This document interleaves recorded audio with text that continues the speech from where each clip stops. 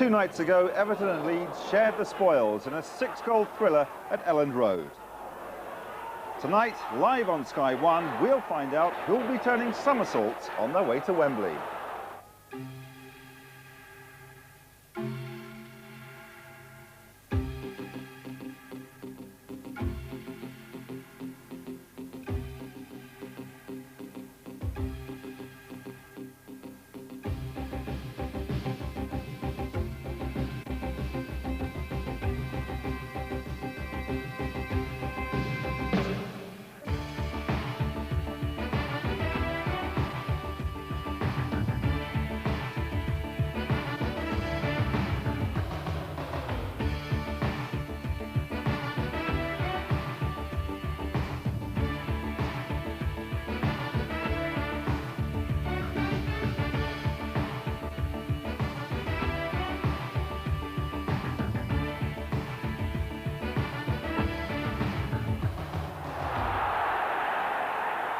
Hello and welcome to Sky 1's coverage of the Zenith Data Systems Cup Northern Area Final, second leg between Everton and Leeds. With me, our match analyst, David Pleat. David, 6 goals last time, but there's still no clearer deciding it. We will know tonight, though, that somebody's going to Wembley. Yes, I think that it's going to be a very close game, as obviously was shown in the first leg. Both teams will be keyed up for it. I have a little fancy for Leeds. I think that they're organisation and the fact that they've got their regular team that have done so well in this first season back in the First Division together tonight. I don't think they can defend as Mickey Mouse fashion like they did in the first game, and I think Howard's got 1 or 2 changes there. He starts without Cottee, Nevin or Sharp in his starting lineup, and no doubt Ron will disagree with me, but I've got a sneaky for Leeds. Well, let's find out the detail on those team changes from our man at Goodison, Paul Dempsey. 3-3 draw on Tuesday evening may have delighted the neutrals, but it certainly left one manager behind me a little less than satisfied, and Howard Kendall was a great deal happier than Howard Wilkinson. Team news tonight is that Everton are unchanged for the second leg, so a second taste in just 4 days on his arrival in England of cut-tie action for Robert Wojcicki, their exciting Polish import. Leeds, 1 change for them. Carl Schutt returns up front in place of Bobby Davison. Everything about Goodison spells out one thing: big club. Everton and Leeds both have tradition, both expected by their fans to be making regular appearances at Wembley. This is their big chance tonight. One final word about the bookmakers. Everton have a hot favourites tag. Leeds 100 to 30 outsiders. 1 or 2 of those Leeds players in there have fancied their chances, and believe me, they do think they're going to Wembley, and they put their money where their mouth is. Have a great game. Peter Brackley, our commentator, is waiting to fill you in on the team news in more detail. Thank you, Paul, and no complaints in the commentary box. If the action tonight is as relentless as at Elland Road on Tuesday, a thunderous cup tie, and a big Goodison Park crowd anticipating more of the same tonight from 2 teams whose season rests really on the outcome of this one tonight. Well, here is the Everton lineup. It's the same starting 11 from Tuesday and the same 2 substitute as well. In goal, Neville Southall. 2, Neil MacDonald. 3 is John Eberle. 4, Kevin Ratcliffe. 5, Dave Watson. 6, Martin Keown. 7, the Polish international Robert Wojcicki. 8, Stuart McCall. 9, Mike Newell. 10, Mike Milligan. And 11, Peter Beagrie. Well, that's the 11 then. Ron Atkinson alongside me here. Any thoughts on how they're going to line up? Yes, Peter, I think they're going to use Martin Keown as a spare man at the back, push MacDonald on a little bit, try and flood the midfield, push Robert Wojcicki up onto the right-hand side of their team, and Beagrie out on the wide left-hand position, and leave Newell up the middle on his own. It looks very much as if they're going to heavily load towards the midfield, with Beagrie, I would think, given instruction to try and prevent Sterling making his attacking runs. And Pat Nevin and Tony Cottee, the 2 substitutes, waiting for their chance on the bench. Now the lead side, then in goal, John Lukic. 2, Mel Sterling. 3, Mike Whitlow. 4, David Batty. 5, Chris Fairclough. 6, Chris White. 7, Gordon Strachan. 8, Carl Schutt, the 1 change from Tuesday. Schutt replacing Bobby Davison. 9 is Lee Chapman, 21 goals this season. 10, Gary McAllister. And 11, Andy Williams. 2 substitutes, Davison and Gary Speed. Ron? Yes, I think they'll play, they obviously will play their tried and trusted 4-4-2 organisation. I think the only difference might be that we might see Strachan on the left-hand side of the team instead of his normal right-hand position. So there we are. Tonight's referee is Michael Peck from Kendal. And Goodison Park, a cauldron of noise. Everton against Leeds. for the right to play Crystal Palace at the Zenith Cup final at Wembley on April the 7th. It really couldn't be more evenly poised. Leeds United in the all-yellow strip to kick off. They're attacking from left to right. Everton, of course, in their blue shirts and white shorts. Great atmosphere here tonight. Bit of a blustery wind around Goodison Park again, as we had indeed at Crystal Palace with that southern area final, second leg on Tuesday. But the pitch in perfect condition. And I think we are really are in for an absorbing cup tie here. This is Peter Beagrie seeking out Mike Newell, who at the moment certainly is the one outright striker in the Everton side. Well run back then by Beagrie. Here's Newell. Tiger is challenged straight away from David Batty, setting out his stall. David Batty, who's on standby for the England squad against the Republic of Ireland next week.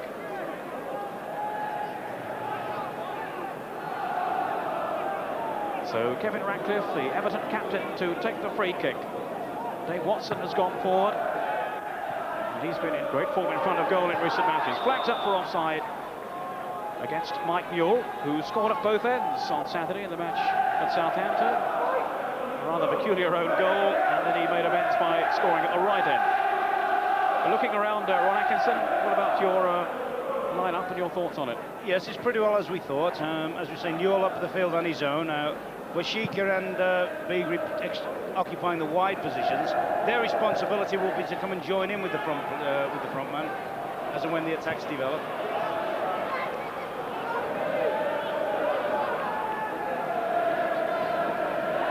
Ratcliffe here taking the throw.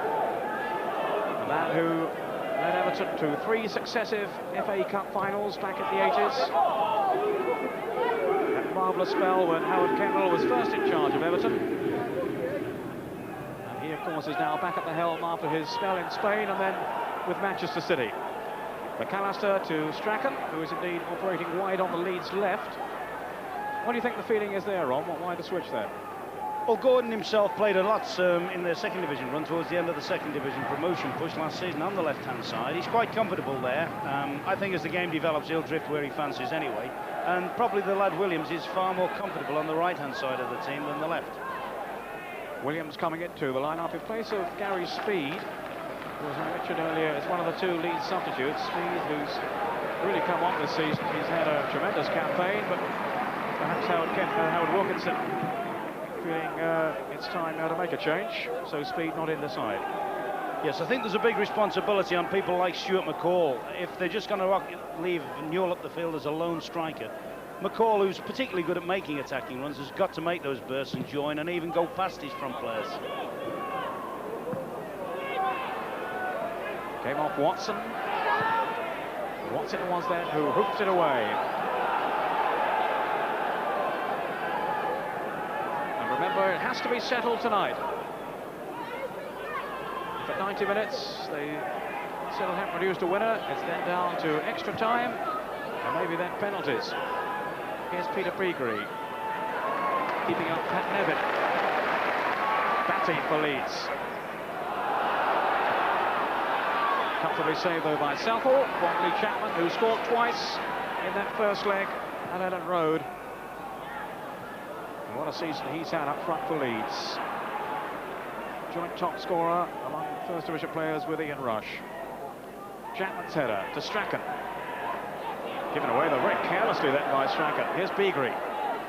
Only Newell up front. Cut out by Sterling. Here's Williams. Now for Batty, such a competitive little player for Leeds. Sterling to Chris White. Positive opening here from Leeds.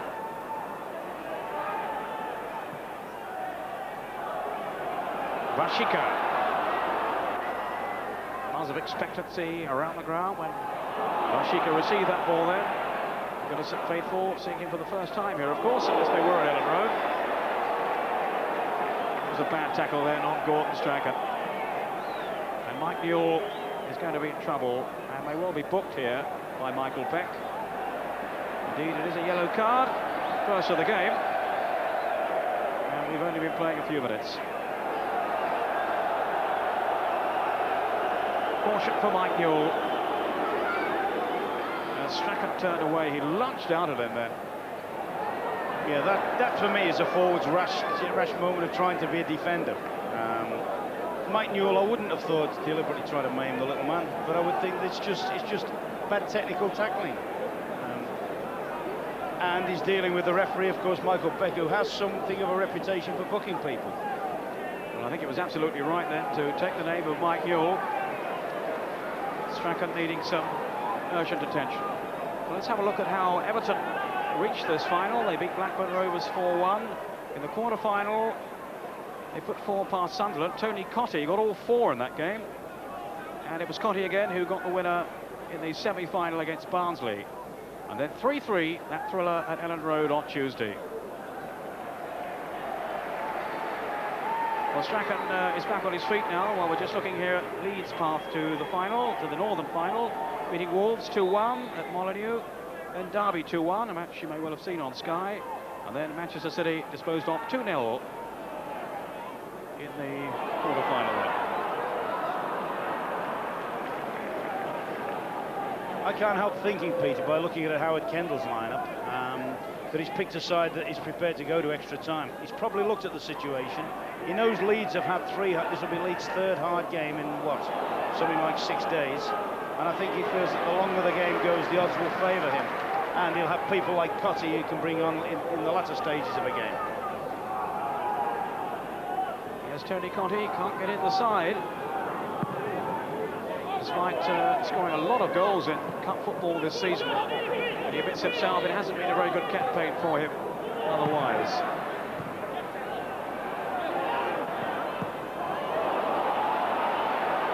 McAllister linking up with Carl Shutt, who's very quick. Shutt did well then. Neville Southall, as ever, perfectly positioned. And there the danger of Carl Shutt, preferred in the side then to Bobby Davison. Yes, you don't quite see it. It was a lovely first touch that opened Shutt up, and he's hit it nice and sweet. But to be fair, to beat a keeper of Southall's calibre, you've got to stick him far wider than that. Vickery now then for Everton. Riding the tackle from McAllister. This is Ebrel. Just offside, Mike Newell. The linesman only a few yards away. Absolutely right. So with 7 minutes gone, no score so far in this Northern Area final second leg. Lukic taking the free kick for Leeds. Only a few weeks ago, Leeds chasing cup final places on 3 fronts. They went out of the Rumbelows Cup and the FA Cup. Now they have only the Zenith Cup left. So you can imagine how keen they are to go on to Wembley. And of course, Everton equally so, after their disappointing defeat at the FA Cup quarter-final by West Ham. It's a Leeds corner. Good following for Leeds tonight. Several thousand having made the trip from Yorkshire. Mel Sterland going in there. Fairclough has come up too. And Chris White, who's in the 6-yard box there alongside the towering figure of Lee Chapman. Strachan again. On from Sterland. White tried to turn. And the referee has given the free kick to Everton.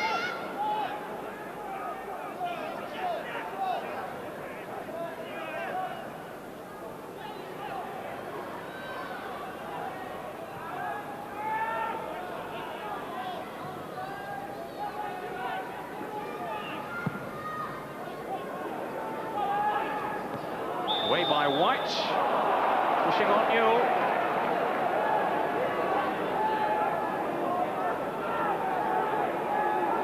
Now McCall will take the free kick now, leaving it in fact for McDonald. Vashika to McCall. Williams away. Now McCall. No flag this time. Newell. Good tackle then by Williams. It's a vital one too. And eventually away for the corner. Yes, some good thinking there by Varshika. He sprung the offside trap, picked his head up and actually cut one back there for Newell, which is quite a good situation for him. So here's the corner then. Keown is in there and Watson too. Dave Watson, who scored 4 times in the last 6 matches, but this is Newell. And he worked the opening for himself well then, Mike Newell. Didn't quite know how to finish the match.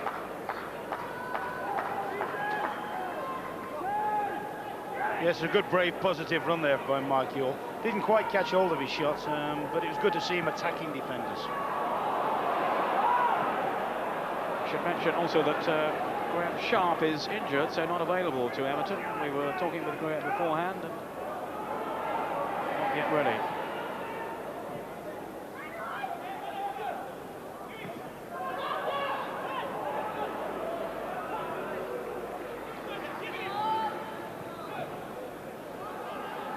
Now, Dave Watson.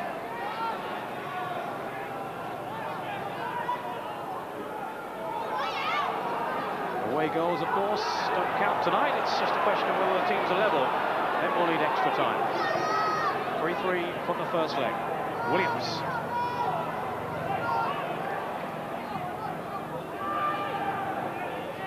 The ball here for Strachan. Now for Shutt. And Beagrie denying Batty. Stalemate for Leeds.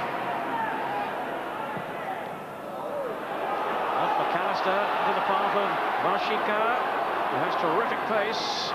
McCall, now then to Beagrie.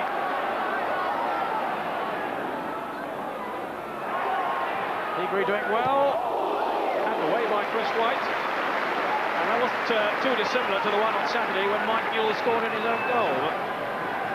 Yes, I don't think Chris White was entirely happy with that. An awkward ball for him to deal with. Beagrie does well. He does that little shimmy of his, goes past Sterling, throws it to the back post, and I don't think White quite meant it to go as close to the goal as that. Here's McDonald with the corner. Looking for Keown.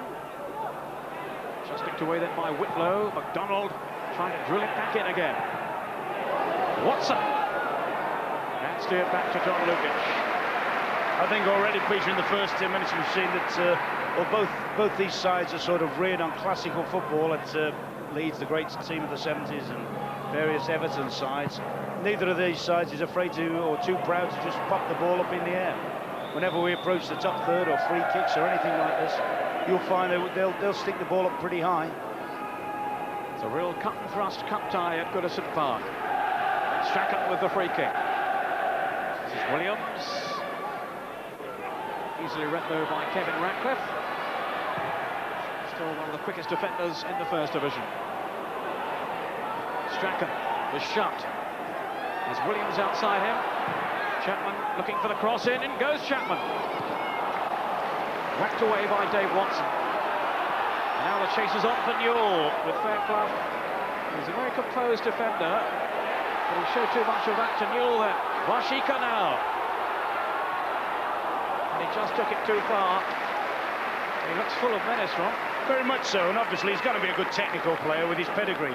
He'll be a little bit disappointed, as indeed will Howard Kendall, with that situation, because he got the defender 1-against-1. Not too much hustle on him there. You would expect a player of his quality to be quite capable of beating Whitlow there. That was a tremendous situation for Everton there, and a let-off for Leeds. Well, let's catch up with the early views now of David Pleat back in the studio. David? Well, you've got this tight, organised, almost boorish tight back line of Leeds. They've already caught Everton offside a couple of times. I thought Michael Newell did very well when he showed a little bit of individuality and a bit of quick thinking by trying to go through on his own that time and make the Leeds defenders think twice about standing and trying to keep tight. A good start, good pace of the game, very interesting end-to-end. I think both teams playing in a very good spirit. They both quite clearly want to win this and realise the importance of the competition. Thank you, David. We'll hear from you again a little later on. Williams. The ball going in hard on Batty. Two very aggressive players. McCall, who's in the Scottish squad for their match next week against the Bulgarians in the European Championship. 10 caps so far, hoping to add to that next week. Sterling with a free kick. Looking for Chapman, who just got the touch on, then in goes McAllister. Milligan now. Will surely tackled then by Williams. A little bit surprised by Everton's defensive strategy there. They left Ratcliffe to mark Chapman now. I would have thought that Chapman is possibly their most dangerous header, and I think somebody like Watson or Keown. I know the big central defenders, White and Fairclough, were up there, but I would have seen Chapman as a #1 danger on aerial stuff. Yes, I gather they found it very hard to contain on Tuesday, Lee Chapman, and of course he scored twice. And he's so brave around the 6-yard area. A lot of his goals come that way. 8 clubs in 13 years. He's had more than one Atkinson. There you are. Is that Norton Peter Stringfellow? Whitlow for Leeds. Did well to get his cross in then. Coolly picked up by Neville Southall. It was Beagrie. Sterling was there. Williams now. The pace hasn't slackened so far. Strachan with Chapman. Good cohesion here from Leeds. McAllister. Everton trying to work the onside trap. Michael Peck says, on you go. Here's Vashika. So excited at scoring on his debut. Mike Newell now. Expertly found by Vashika. And off Fairclough for the corner. Yes, once again, a big brave run. Vashika played a big part in that. But once again, Mike Newell shown he's prepared to go at defenders. A little bit surprised that Mel Sterling showed him inside there. I would have thought Mel Sterling would have tried to push him down the line, bearing in mind that Mike Newell will say he's not as strong on his left side as he's cutting on his right foot. Mel Sterling keeping an eye on Martin Keown there. Strachan switching to the right side. Yes, he's since the early stage of the game, little Strack started to float all over the field, and a lot of Leeds' best moments have been when he's sort of started to be the springboard for it. And I think as the game goes on and on, he'll go all over the field to try and find space. Hot tip too, I'm told, for the PFA Player of the Year. He's certainly one of the nominations. A fellow called Gascoigne might be in the running there. Now Beagrie, only Newell up with him. Lukic, safe pair of hands, and exemplary goalkeeping.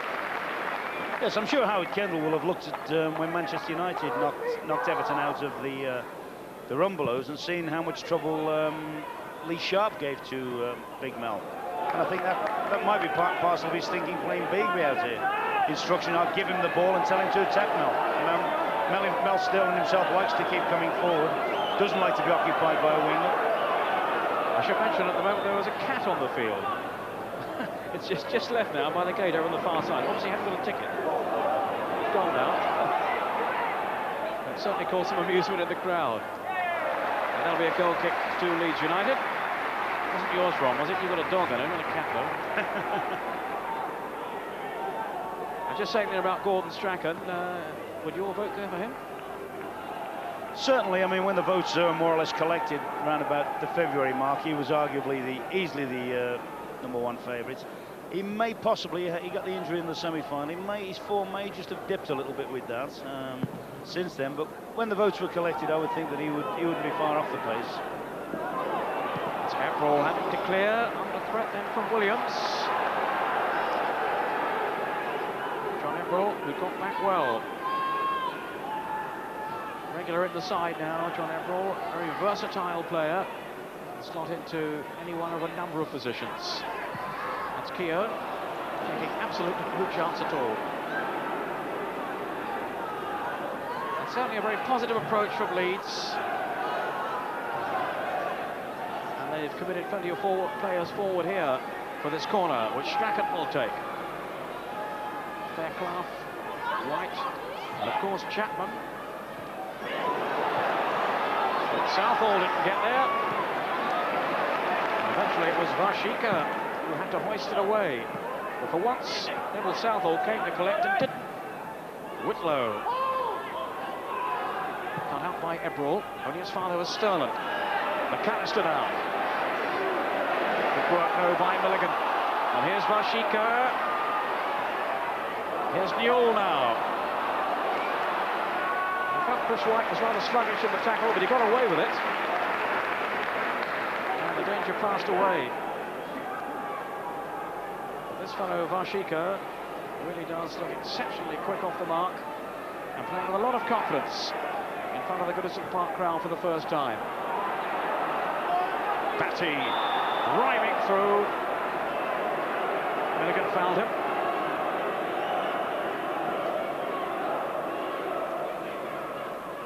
There aren't too many more committed players in the first division than David Batty. Milligan had to resort to illegal tactics to stop him. Now Strachan organising the free kick with McAllister. Michael Peck just ushering that ball slightly further back.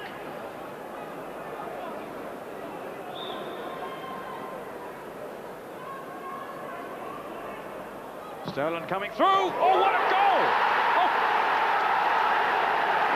Incredible strike by Sterling.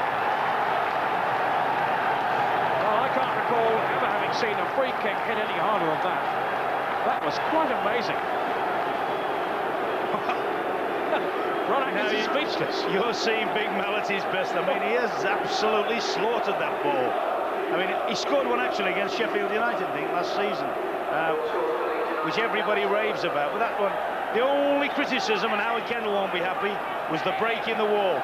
I mean, it was coming like a cannonball, but that's when you expect one or two brave men in your wall, and I think one or two went missing there. But nothing away from the strike. One hell of a bang.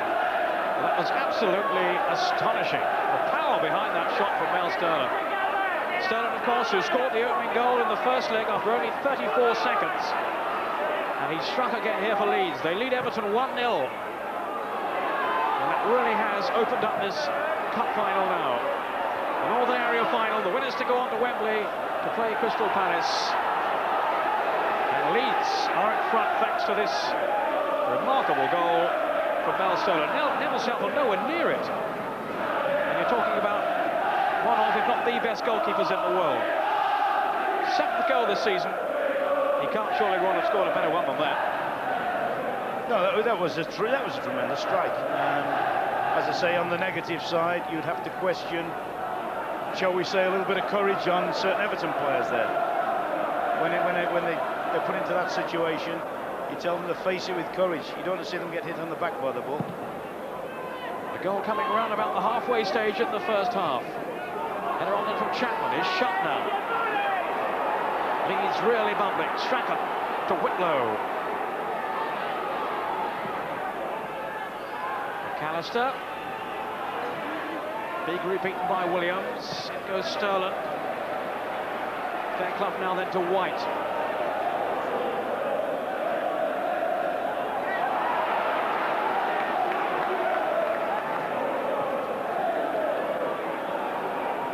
Whitlow.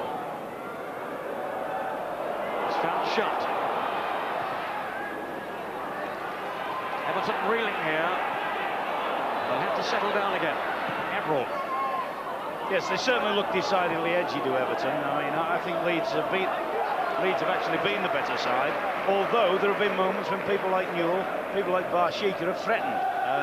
But certainly in terms of composed and in team play, they've been better. But I just wonder, Peter, how much of that is due to the fact they've a fairly organised pattern. Most of the players have played most games together, whereas Everton do seem to chop and change for one reason or other from different personnel, from different playing tactics, and that must be a little bit unsettling for the players. They certainly haven't had a settled side all season, no question of that. Injuries, of course, haven't helped. But it is the same side that played on Tuesday. Of course, they're missing the likes of Hinchcliffe and Kevin Sheedy, who's so important to them as well. Keown. You see, it's not too dissimilar a lineup to the one they employed at West Ham in the FA Cup last week, and I wonder whether that hands the initiative too much over to the opposition. I mean, somebody like Tony Cottee, I feel, alongside Newell would just give Leeds defenders that little bit more problems. Ratcliffe looking for Watson. Now they forced the corner. Howard Kendall, who took Everton to 4 cup finals at Wembley in 3 years before going on to Spain. But that goal has dented his team's prospects, no question here. Watson's header. Well, David Pleat, what about that goal from Mel Sterling then? A fine effort. It just shows you what I know about the game. I was looking at Strachan and McAllister standing on the ball, and I was thinking, why don't they hand the ball to McAllister to try, or Strachan to try? And then Sterling comes and absolutely murders that one. I think the players involved were Newell and McCall. I think they split. The ball went through the wall about thigh high, but it absolutely rocketed in, and I think it was full reward so far for Leeds' performance. I think they're more buoyant than Everton, and I quite agree with Ron Atkinson. Having worked with Michael Newell, I think he needs someone alongside him. He does so much good running that other players can exploit the running that he does, taking defenders into all sorts of areas where they don't want to go to. But it's a good game. Thanks, David. And the game really livening up now. Ratcliffe, Everton captain. Too strong, though, for Everall to deal with. I think you saw there Lee Chapman, one of his great strengths. He wasn't allowing Ratcliffe to pass that back to the keeper. And in the end, he's forced Ratcliffe into an error. Here's Chapman now. Such an asset to have as strong a target man as Lee Chapman.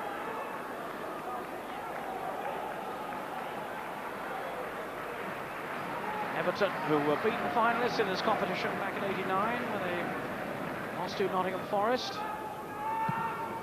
Chapman got a couple of goals for Nottingham Forest too. One of his previous clubs.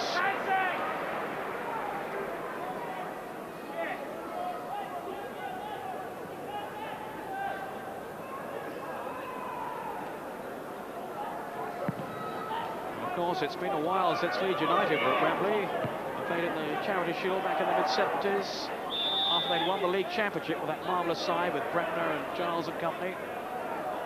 And they played in the FA Cup final of '73 when they lost to Sunderland. I can still picture Ian Porterfield scoring that winner now in that shock result. And in '72, Leeds were winners against Arsenal when Alan Clark scored. Another great name from that Leeds side. Ratcliffe now. Good header up from Beagrie. Newell, who's foraging away up front. So far without success. As we're saying here, not always with too much support. Milligan. That ball by Batty.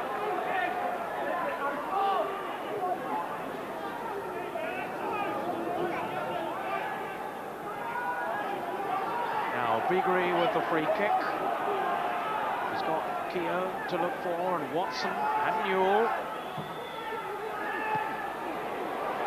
Ashika and McDonald. It's another corner. Well, they're claiming it was handle, but I can't see from here on. Yes, I certainly think it was handball. Certainly in the ball, I think it struck Whitlow. I think you find that. Yes, it certainly struck his hand now. I think most referees would have given a penalty there because Whitlow's hands were very, very much outstretched. Well, Mike Peck, in fairness, was very close to the incident. And he rejected the claims of the Everton players. Yeah, I think that Howard Kendall, certainly when he sees that on a replay, he'll be aggrieved by that.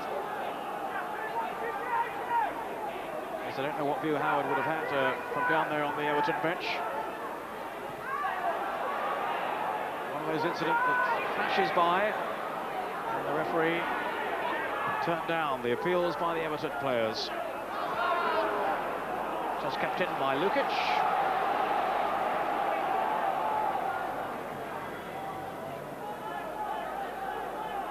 There's the man at the centre of the controversy, Michael Peck from Kendall, no penalty.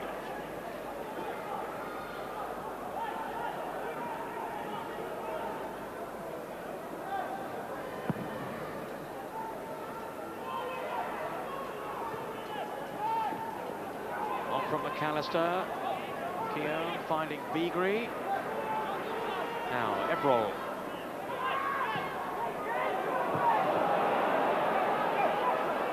Here's Newell. Needlessly given away, though, to Carl Shutt. Strachan's gone streaking through the middle. Here's Whitlow. He's got Chapman in there, too, to aim for. Ratcliffe clear. Now Fairclough. Leeds certainly prepared to take the game to Everton. Watson was in the way, and Keown, with much determination, back to Neville Southall. That's 7 goals Southall's conceded now in 3 games. But Everton, of course, didn't lose either of the previous 2. Varshika tugged back. When he came over to England last week, Varshika, and his clearance only came through on Monday night to play in the game on Tuesday. And I gather he hasn't played too much club football since around Christmas time, but he did play in an international last week. And he has another one coming up for Poland next week against Czechoslovakia. McDonald's free kick, away by McAllister. Now Ratcliffe. Leeds defenders streaming out. And Watson failed to get the flick on. Time for Ratcliffe. All bunched into the central area of the field. Keown with a wayward flick. McAllister now, rather untidy for a moment. Strachan trying to bring some semblance of order to the proceedings. Chapman on for McAllister. He's got Shutt in the middle. And Shutt got in there before Kevin Ratcliffe. A call. Away come Everton. Now Beagrie. One of Everton's scorers in the first leg. So was Sterling, and it's his goal that divides them tonight.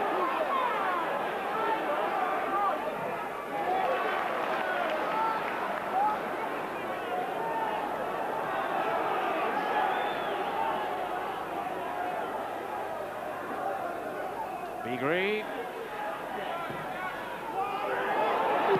Good cross in. And McDonald arriving. As Lukic stayed back on his line. Yes, very, very unlucky. The ball's tossed into the back post, and all of a sudden, Whitlow completely caught by surprise by the big right fullback coming in. Possibly just does enough to put him off.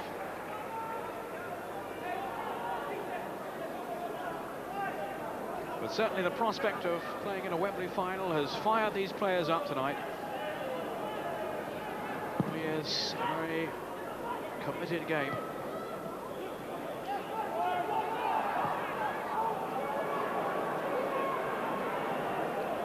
Chris White going across to cover.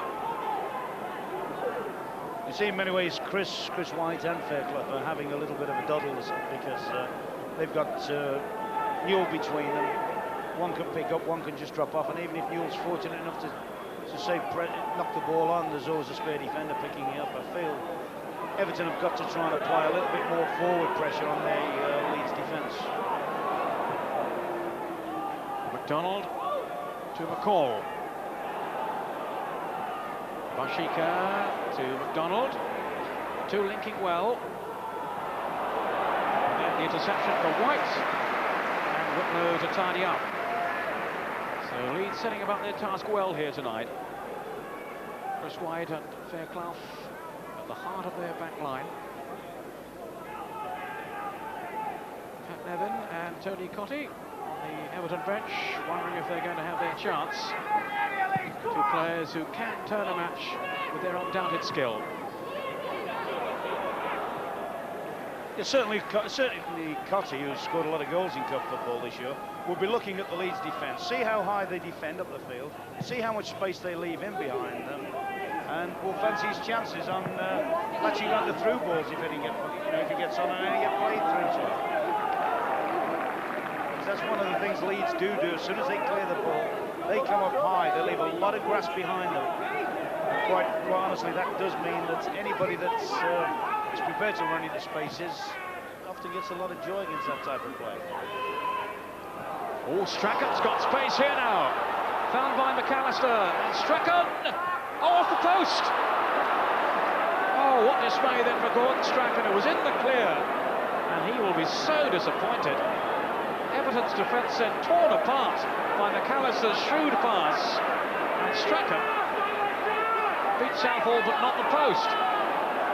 Yeah, you'd have to ask questions where the Everton defence went to, but all credit to McAllister.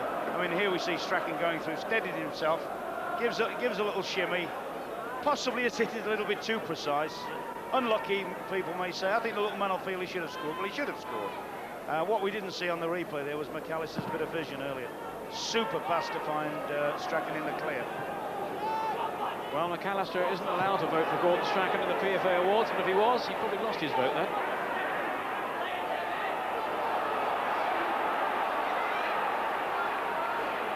Watson now for Everton. 10 minutes to half-time. Leeds still a goal up, thanks to Stolen, but it could so easily have been two. If only Strachan had tucked that one away. Vashika now. McDonald. Vashika once more. Only Newell in the penalty area. McDonald. McCall wants it here. Ratcliffe's gone outside him.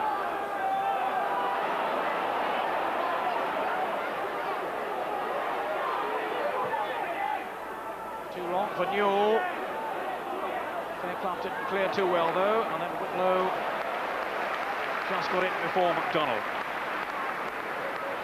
David Pleat, your thoughts now?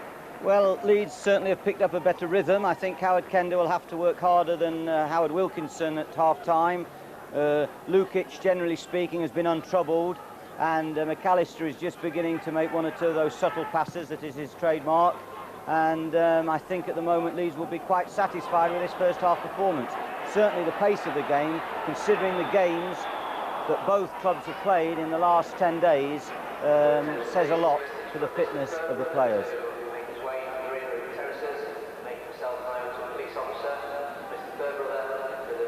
Lee Chapman, who carries the main threat up front for Leeds United with those 21 goals this season. And he played a leading role too in Leeds gaining promotion last season. Chapman coming in at the back end with some very useful goals. Beagrie with Sterland. And that ought to be, I was going to say a goal kick, but the referee says no, it's a corner. The linesman agrees with him, and so does Ron Atkinson, nodding furiously alongside me.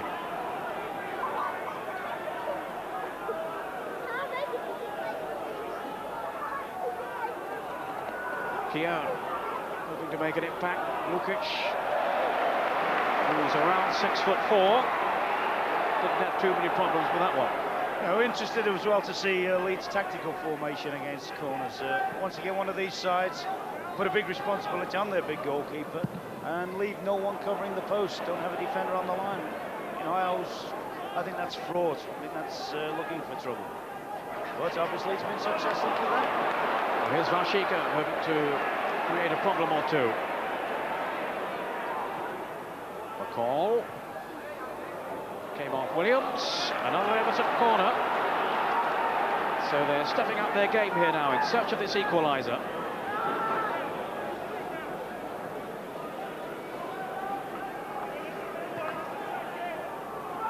Lukic certainly favoured on the crosses, being such a tall man. Nobody on either post. As Ron was saying there, that came off Chapman. So, yet another corner.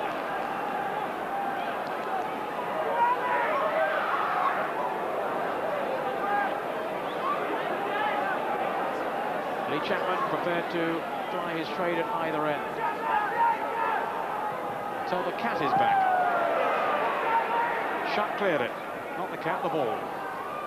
Through from Watson. And Lukic out very quickly.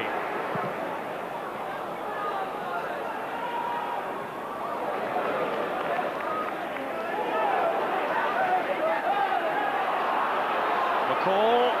Vashika had just stayed onside. Pressurised by Carl Shutt. My word, Leeds United are working diligently here to protect this lead. Yes, Vashika, who's obviously a talented and very, very technical player. One have played in many league games in Poland of this type, with this much hustling and closing down. He'll have been used to a lot more time and space on the ball. He was apparently very tired after the first leg, and he only played for just under an hour. Made his mark though by scoring one of those Everton goals. The last Everton player to score in his debut was Tony Cottee. And before that, you have to go some way back to Fred Pickering, who Ron will remember, I'm sure, from the 60s. But you didn't say Dixie D.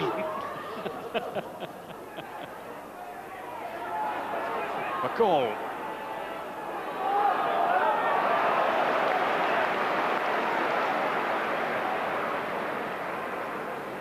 It's noticeable that when Everton do apply pressure now, Peter, that how often their central defenders, Watson and Keown, generally if they've gone up for a set play, are prepared to stay up there and see the attack right through. And that's Keown there, but Watson in particular with an eye for goal in those recent matches that I mentioned earlier. But it does all lead to the impression that Everton are trying to force a goal as opposed to create one. And they haven't conjured up too many openings so far. Ratcliffe on from Newell. That's Whitlow. Only Chapman to chase. And Ratcliffe was there. The most capped Evertonian of all time, Kevin Ratcliffe. Over 50 international appearances for Wales, and he hopes to add another one to his tally in the vital game against Belgium next week. Not true, that's actually a quiz question, you know. Which player that's played for Everton has got the most international caps? Go on, is this a trick answer? It's a very, very unusual one. It's actually Pat Jennings, who signed on a month's contract here at the end of one season just to cover them in a cup final situation when there was a possibility. I think Southall was injured and Bobby Mims was in goal, and I don't think they had another keeper.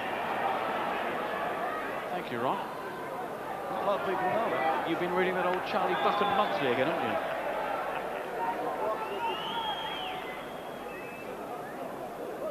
Ron Atkinson, of course, will be going to Wembley himself a little later on with Sheffield Wednesday in the Rumblers Cup final. I'm sure you're looking forward to that, Ron.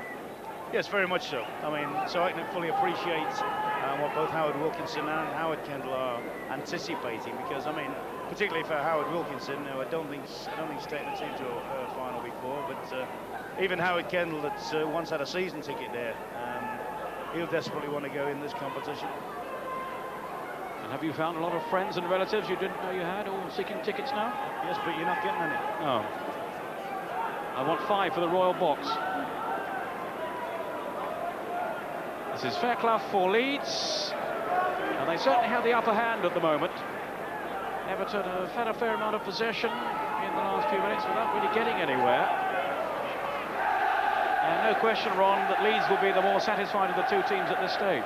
Yes, they've set the stall out. They've not come here to sit back. They were prepared to go at Everton, and generally have looked the more compact, more organised side, and for me, fully deserve their lead.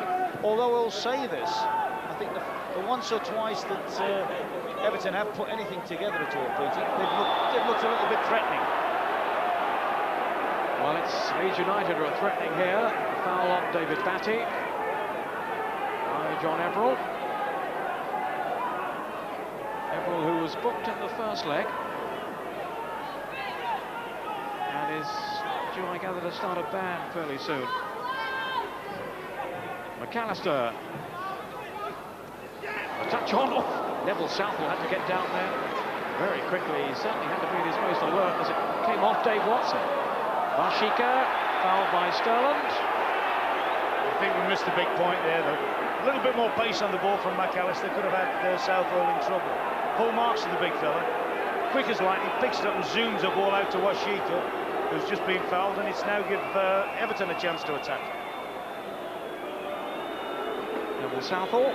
The feeling is he's back to his brilliant best now after a few wobbly moments early on in the season when he seemed to be having a few troubles at the club. Of course, he staged his famous sit-down against Leeds right back at the start of the season. He refused to leave the field at half-time.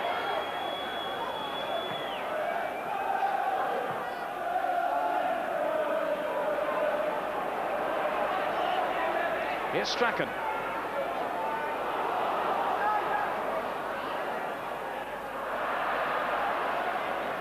shut rather aimlessly into the crowd. Leeds defending their lead and defending it with grim resolution, and certainly looking dangerous themselves when they do break forward. Neville Southall beaten by that cracking drive by Mel Sterling. As we near the end of the first half, and it's a free kick to Leeds United. I just wonder whether Howard Kendall will take precautions this half. Try and put someone closer to Strachan. Since Strachan's drifted into that little nothing position, little inside left type position, he's virtually had the freedom of the park. It means he's either got to shuffle a midfield player over, be it McCall or Milligan or somebody, or ask MacDonald to push in against him. Cross comes Kevin Ratcliffe. Strachan there to pick it up. Batty now. Williams. Williams is away. No. Whistle's gone. Flags up over on the far side. So we're now into injury time in the first half. Not too many stoppages. Just a little bit of time for Michael Peck to add on. Southall taking the free kick. Up towards Newell, but there goes the whistle to end the first half.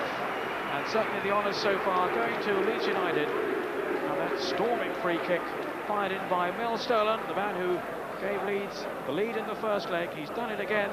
The goal coming on 21 minutes. And there's an awful lot for Everton to do here. Certainly the more satisfying first half belongs to Leeds United. And Howard Kendall, I'm sure, will have plenty to say to his players at half-time. We'll be back after a short break. A couple of weeks ago,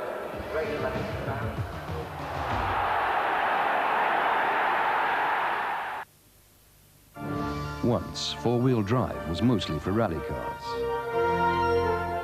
Today, you can enjoy the same sure-footed grip in a range of 2-litre four-wheel drive Sierras. There is only one Ford Sierra. In 1891, some of the country's finest dogs went to London, and Crufts was born, bringing pleasure to thousands of owners and dogs alike. 100 years on, the thrill of winning at the world's most famous dog show is as great as ever.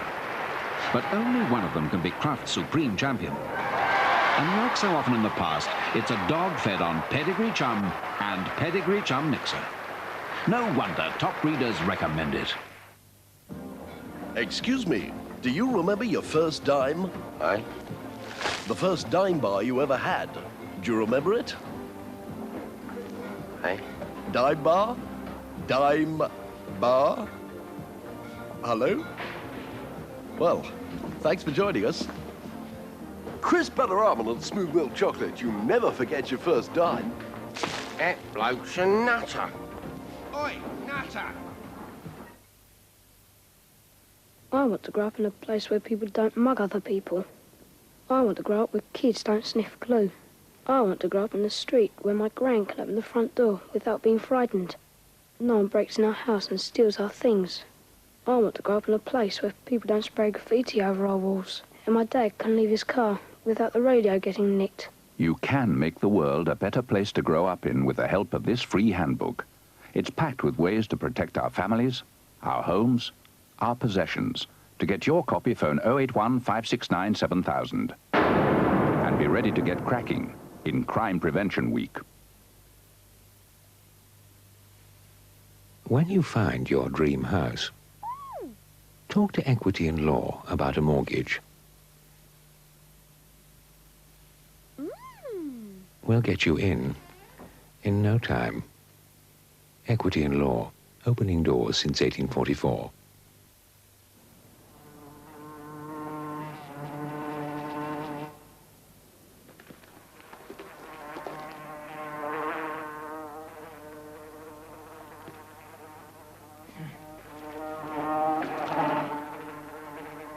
The Daily Star. It's a right riveting read.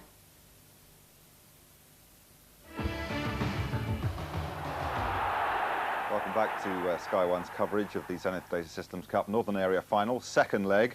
It's Everton 0, Leeds 1. Now, before the game we heard from Paul Dempsey, David, that Leeds were 100-30 against, and we thought that was pretty good value, and they're still looking that good value, aren't they? I think so. I think they've got a better shape. I think they're playing well together. There's a little bit more zip about their play. And I think the way Everton are playing with two players wide to support Newell, it's not an easy way to play. It's certainly a good way to stop Sterland and Whitlow advancing, but I think it's more difficult for Milligan and McCall to make breaks to support, particularly if Newell doesn't hold it up well. And so far, Milligan and McCall have been fairly anonymous. Well, we only had to wait 21 minutes for the goal, and it came from Mel Sterland, and it was a cracker. It certainly was. It was a thunderous effort. I think Neville Southall will ask questions against his wall. They are there to stop that type of shot, but tremendous power. One for his collection. Now, it's fourth time lucky for him tonight, isn't it? At least he's hoping so. Yes, there it is again. Newell probably turned away. Really terrific effort. Tremendous power. Yes, and of course, if that is the deciding goal tonight, he will go to Wembley after failing in 3 semi-finals previously. Now, Everton chances have been few and far between tonight, but this is McDonald. Yeah, Beagrie once or twice does that little shimmy, turns back on himself and gets that ball in. You never know for sure when he's going to deliver it. I think sometimes the forwards would appreciate a quicker ball. But McDonald, yes, there we see it again. Header at the back post.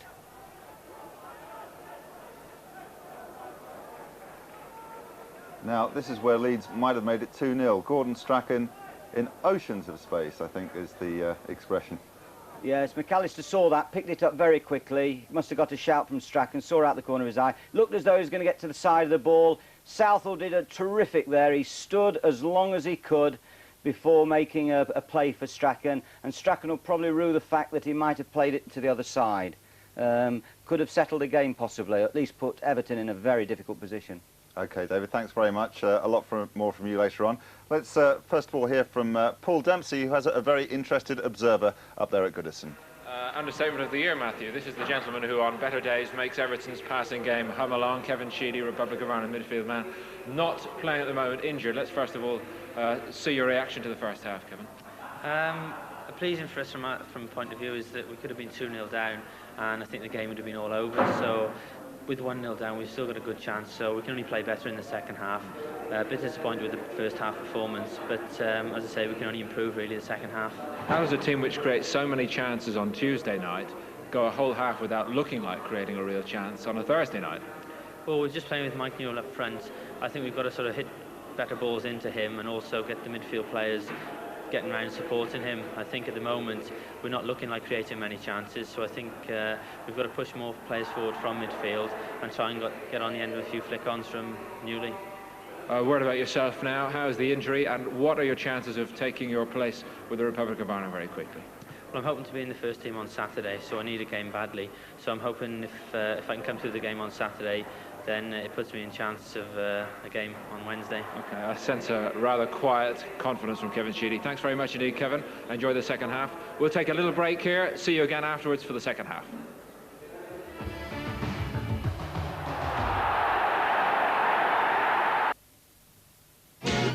The Simpsons have made a record, which includes the hit Do the Bartman. The Simpsons Sing the Blues at your local record shop. Oh, wow, man. With Silent Night, you get a revolutionary spring system not just in the mattress, but also in the base. So no matter how heavy your partner, there's no roll together. The result, a perfect night's sleep. We would recommend, however, that when you've got the ultimate sleep system, you get the ultimate alarm system as well.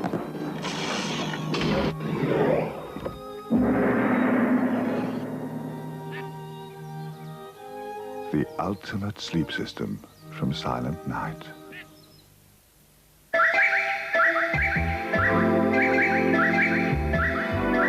If your message fits, we'll write it free at Thornton's. You cracked it yet? Nah, it's been driving me insane all day. Me too. Is this dame the greatest? Ain't missus. Do you think there's a chance of divine inspiration? Carlsberg, please.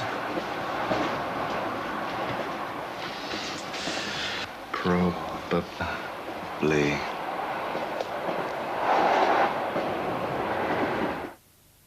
The Serengeti.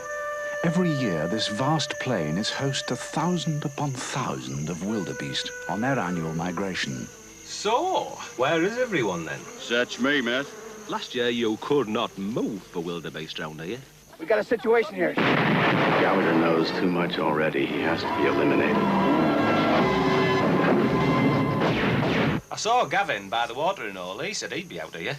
Oh, pizza man. Big shot.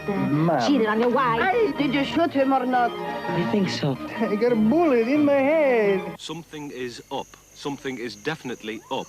We're advising our clients to put everything they've got into canned food and shotguns. If these things get out of the building, then that is it for New York. He's just got some powerful. Hey, great movie! Great movie! You can now rent The Package, I Love You to Death, and Gremlins 2. Get a video out, and you're in for a good time. At least we'll get a place by the pool. The first petrol to gain the AA seal of approval for its performance has also won the approval of millions of motorists for its quality gifts. Esso, a special kind of animal.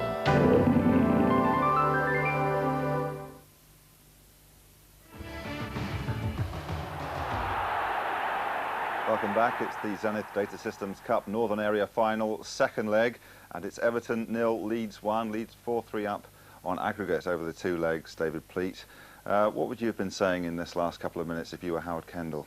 Well, 45 minutes, they've got to get 2 goals. They've got to push out quicker from the back, I feel. They've got to get more into the Leeds half. I think when Newell knocks the ball back, they've got to have runners from midfield to try and get beyond the Leeds back line that is occasionally square. But I think more importantly than that, I think he might have to use his substitutes. I think that Cottee could come on fairly quickly. I think someone will be sacrificed for that. They've had a heavy programme, and I don't think he'll persevere with the 2 wide players for too long. Oh, well, you're worth your seat here tonight, David, because I've just heard that Cottee will start the second half. Only 1 goal, and they go to extra time. Now, presumably, that will be a factor on a Leeds side that has been playing so many games in such a short space of time. Yes, but I think that their confidence will be born out of the fact that they've played together for so long. I mean, apart from Williams, who's playing really for speed tonight, who's held that position for most of the season, the Leeds understanding as a group is slightly superior to the Everton understanding, and I think that will be a more major factor than the fitness. Well, I think just before the second half starts, we've got a chance to have a look back at Gordon Strachan's chance to make it 2-0. Now, that really would have been a decisive turning point. Yes, there we see quickly McAllister turn that ball out. They get caught spread here. McDonald's got caught right out of position, and Strachan takes it into the box as quickly as he can. He tries to look up, make Southall make a decision, and then he probably feels that he might have put it the wrong side of him. Strachan may be disappointed with that. A good opportunity. Well, let's see if he can do better in the second half. Let's rejoin our commentators as the new man on the Everton banks. Tony Cottee starts the second half. Let's rejoin your commentators, Ron Atkinson and Peter Brackley. Thank you, Matt. Yes, Tony Cottee is on for Neil MacDonald. Great roar from the crowd to greet his arrival. Cottee, who's scored in every round of the competition so far, including, of course, 4 in one match against Sunderland. So just looking around, Ron Atkinson, as to how they're going to play this now. It looks as if Martin Keown is going to right back. Yes, which means that in effect they'll go back to an orthodox back 4. 2 basic midfield players, McCall and Milligan, and then the 4 up front. And it does sound as if it is a tactical move, as Everton prepare to start the second half rather than any injury. McDonald, as far as we know, hasn't been injured in the first half. So it is indeed a tactical switch then by Howard Kendall, and no doubt some stinging words too from the Everton manager to accompany that decision when he chatted things over with his players at half-time. Howard Kendall, who enjoyed so much success here in his first spell, and hoping to guide Everton back to Wembley again. And Leeds have 1 foot on that Wembley coach. Long punt upfield from Southall. White with Cottee. Free kick to Leeds.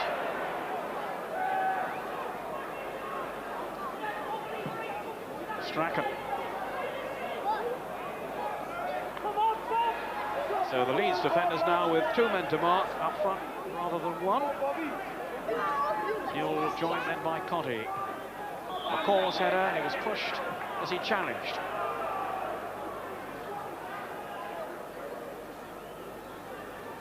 Anyone just joining us? It's Leeds leading by a goal to 0. The only goal so far on 21 minutes by Mel Sterland. A scorching free kick.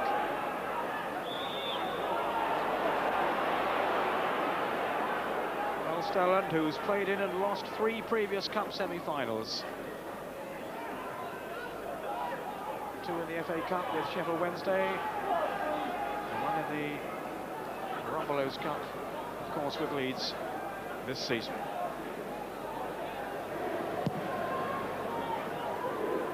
Too long for Chapman. Shot going on. Ratcliffe had to keep his wits about him then.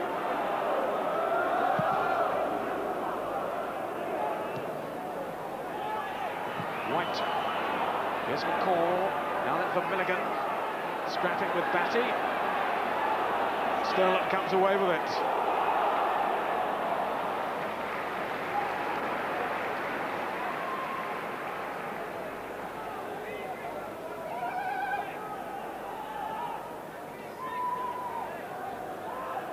Watson. Off goes Newell. Chris White with a miss kick. Falls though fortuitously for him in the path of Mel Sterland, and then off Gregory for the throw. Yes, you just wonder there, Chris White. I mean, he didn't put a foot wrong in the first half. You just wonder now whether he's aware that there's extra pressure upon him. When I say extra pressure, I mean he's got another attacker up against him. Whether that's starts to get to his thinking. Whereas that is comparatively stroll in the first half. He's small and so dangerous. He's very, very quick. But amidst himself, his confidence has fallen a little. It has been a disappointing season for him. Now the referee has held up play and he's given the free kick to Everton. Yes, that might be the worry. That might be the worry for Howard Kendall, and why, in fact, he started with Martin Keown as a spare man at the back. I mean, Watson's not a flying machine. And Ratcliffe, although he used to be arguably the quickest defender in the Football League, has lost a little bit of that zip. He's still relatively quick, but he's not lightning like he was at one time. Consequently, through balls tend to catch them a little bit adrift. This is McAllister hoping to catch them in towards shot, and Milligan getting through his defensive duties, scrambling away, and the referee allowing Everton to go on.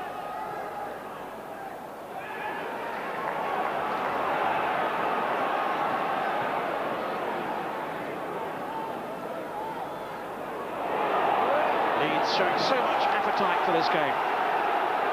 Yes, they've worked very, very hard. They've closed down early, and what they've done, they've made it difficult for Everton to play through midfield, and consequently Everton have often been reduced to just bashing the ball up the field.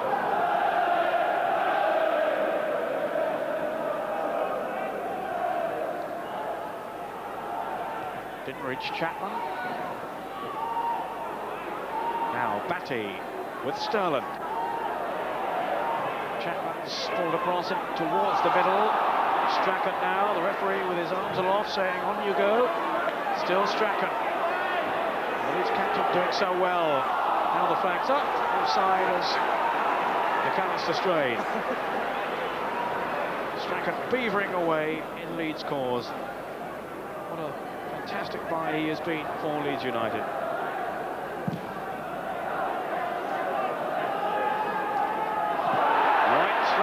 Shove then on Newell, spotted by the referee. Everton free kick.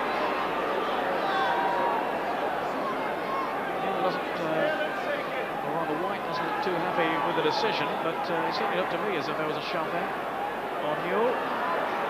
So there's real danger here for Leeds. And it wasn't from too dissimilar a position to this that Mel Sterling scored, of course, for Leeds in the first half. What will the Everton response be here? McCall is there, and Milligan and Ratcliffe, who might well crack one through. A lot of players in that Leeds wall. Ratcliffe, cleverly done.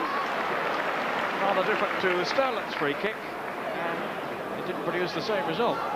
No, actually, he was from a better position than. He's a bit adrift there with his bend on the ball. A little bit surprised there. I mean, Sterling has got a pedigree of scoring goals. I'm not so sure I can remember Kevin Ratcliffe scoring too many set plays, too many free kicks. He certainly hasn't scored this season, and not too many down the years, Kevin Ratcliffe. More renowned for his defensive qualities than his goal-scoring pedigree. Strachan now. Chapman wanted it through the middle. He has it now. Well laid off too to Whitlow. Down towards Chapman, flags up. The Leeds fans behind the goal didn't see it. Chapman claims he didn't. I'm sure he knew though. He was well off then. Well, Strachan was certainly well off. I thought Chapman was marginal, but it was off. Referees made, it's a correct decision. He was off, but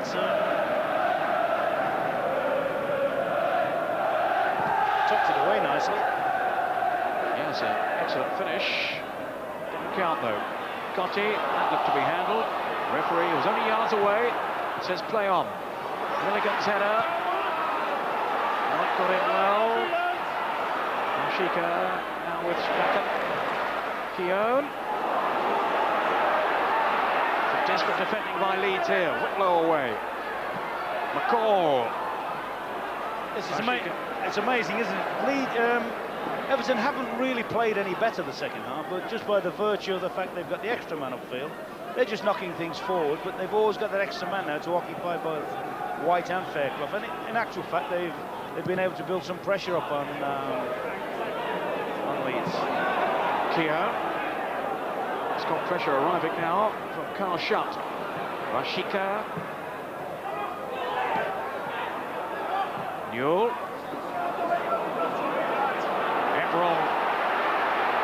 Vigre outside him. Cotti and Newell in the middle.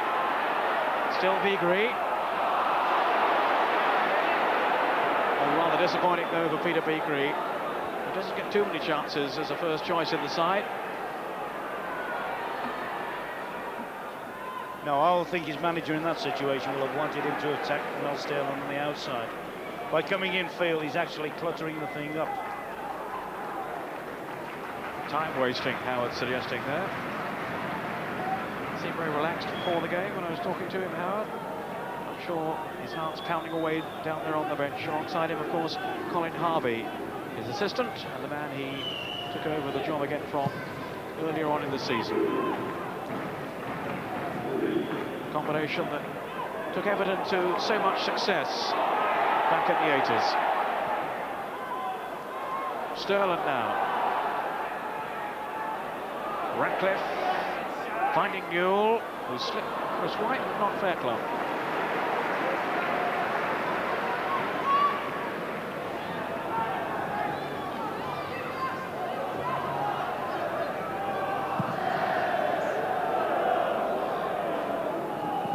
Now Ratcliffe should steer this one back or clear it away. He doesn't do it too effectively though.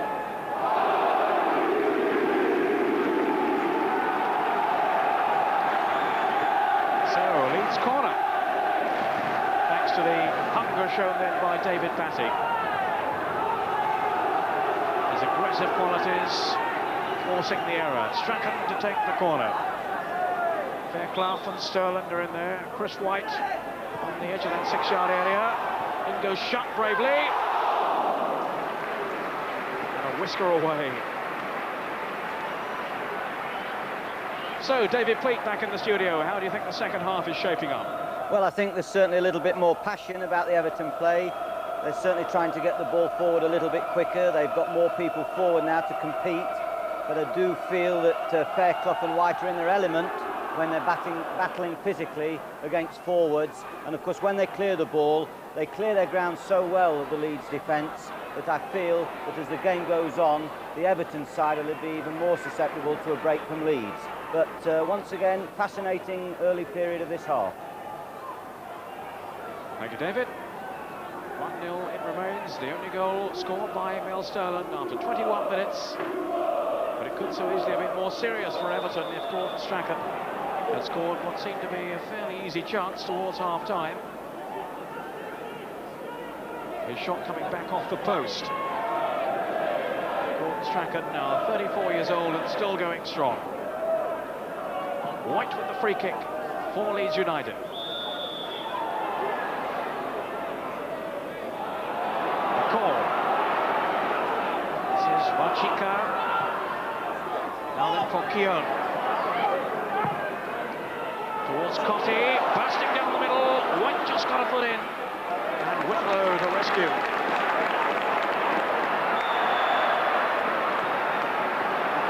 We saw that the speed off the mark of Tony Cotti, which almost embarrassed Chris White.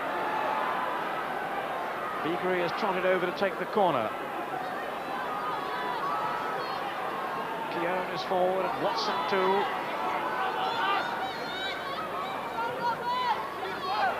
Lukic fisting it clear.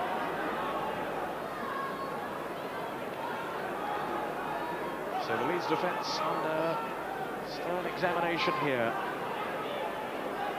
Beagrie to take the corner again. It's a poor one this time. The shot only half away. Now Strachan on the break. This is the danger that Everton might just get caught. Strachan claiming the free kick. The referee says no. And all the way back to Neville Southall. Another meaty clearance from the Everton goalkeeper. Away by Fairclough. This is McCall. Strachan snapping away at his heels. Watson now. The Leeds defenders almost in a line, streaming out. Now went Wachika. Referee saw nothing wrong. And here's Wachika again. Milligan now. The ex-Oldham man. Everall. Keown has Wachika outside him.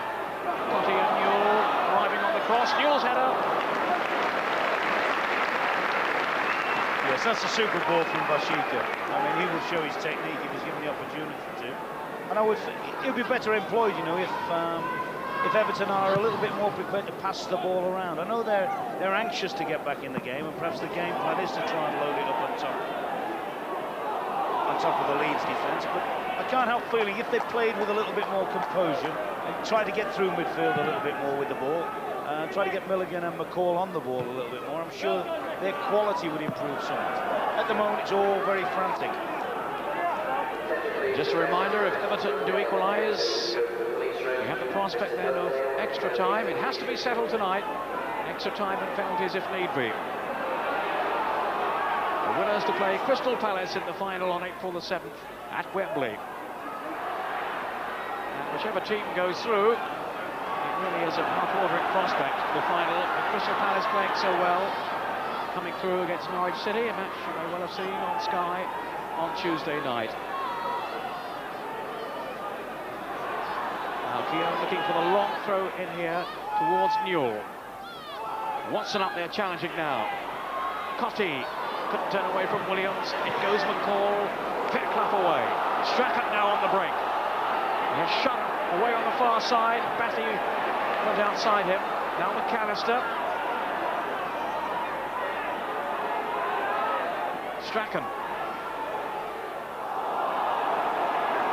No way through for McAllister. But you always get the impression when Strachan, McAllister and Batty start passing the ball around, there's always likely to be an end product to it. The passing's neat, it's tidy, it's quick, it's accurate, and they can cut through defences playing that way. Good jump by Newell. Fairclough cleared. Ratcliffe. One or two Leeds players looking across to the linesman, but no hint there, I think, of offside. They misjudged that one. 15 minutes into the second half, and still the one goal scored by Mel Sterland after 21 minutes. As fine a free kick as you could hope to see.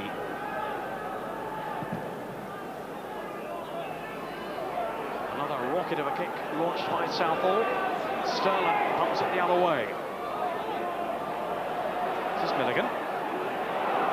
Now Batty.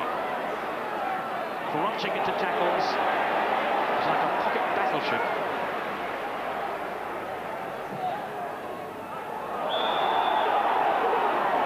Yes, you're right. He's played very, very well tonight as Batty, and particularly bearing in mind that England may have a problem in that position in the coming international. Yes, just to recap, Batty on standby for the England squad. That's offside against Scarshot. And I was just thinking, Ron, that's some prospect if Leeds do go through, the likes of Andy Gray and Jeff Thomas against Batty. Could be some midfield confrontation there. Yes, that's right. I mean, people will say, you described him rightly so as a pocket battleship. What's impressed me this season is his skill level. I mean, he does pass the ball very, very accurately and very, very early. And Howard Wilkinson says he's really playing in the first division as if he'd been playing there all his life. And of course, it isn't that long since he came into the Leeds first team. It's 2 or 3 seasons back. Strachan, it was a fine interception then by the Scottish international. It's been an absolute revelation for Leeds United.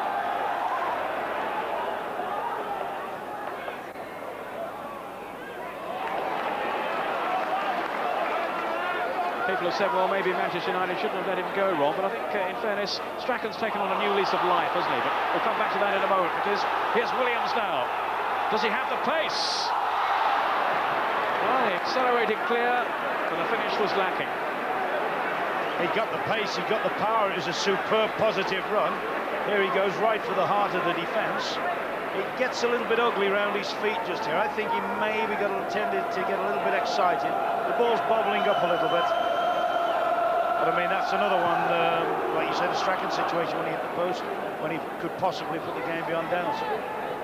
Andy Williams, who's been on the verge of the side for much of the season, but has forced his way in now, ahead of Gary Speed. You know, the worrying thing, if it's somebody like Howard Wilkinson sitting there, seeing his side relatively in control of the game, and yet seeing good chances just going astray, you begin to wonder whether the opposition might, and whether it's not quite your day. It will certainly keep Everton's hopes alive, and it's looking as if they're going to bring on Pat Nevin in a moment. It's Keown. Bashika, the referee allowing the advantage, despite the foul. Just tipped over at the last end by Lukic.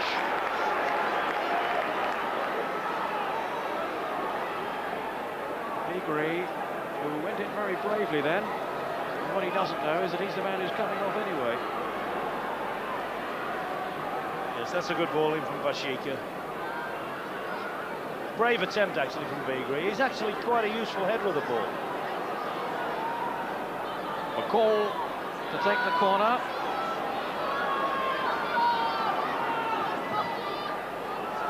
Shot underneath it. Powerfully away. Pat Nevin about to make his entrance. There he is, Pat Nevin. So the switch, the second one being made by Howard Kendall. Nevin, very much a match winner on his day, replacing Peter Beagrie. Careless pass by Ratcliffe. McAllister now. That's Strachan up with him.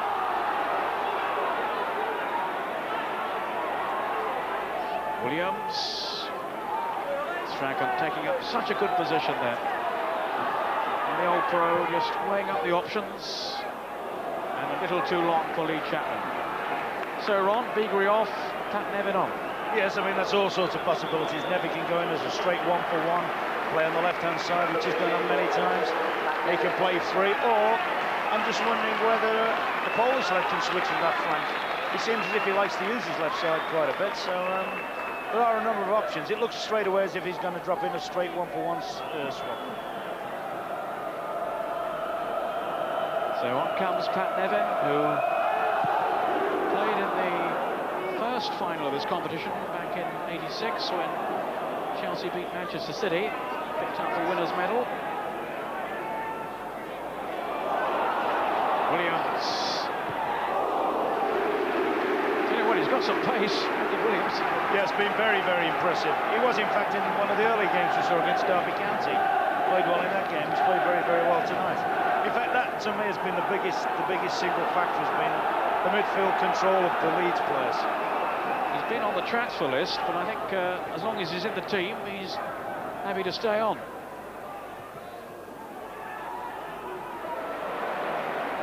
Now Strachan. Shot. Well, Shutt felt it was deflected. Yes, he's got a legitimate claim there, actually. That actually is the defender on the backside. Didn't look it.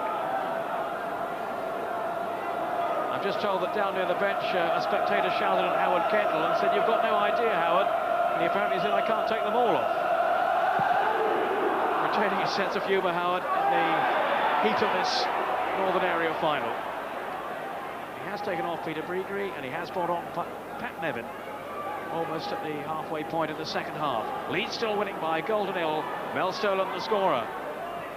3-3 from the first leg. Leeds inching their way towards the final, but no, a chance for Newell. And he's put it wide. Well, what a miss, Ron. Well, very much so. I mean, we do say that the Leeds offside trap can be suspect. Here you see it sprung, not with any ingenuity, just a straightforward ball through. There's Newell. I've got a feeling here that Keown might have been up alongside him for a little tap-in. But he can't play. Any striker would try his luck from there. And really, he should have scored. That was as good a chance as Strachan's, when Strachan hit the post on the other side. Well, no question, that is a golden opportunity squandered by Mike Newell. Milligan. Everton will try again. McCall now. And the referee had blown for the foul. And well, I think the Everton players felt they should have had the chance to go on. Now the Leeds players are having their say. And it's all getting rather heated out there.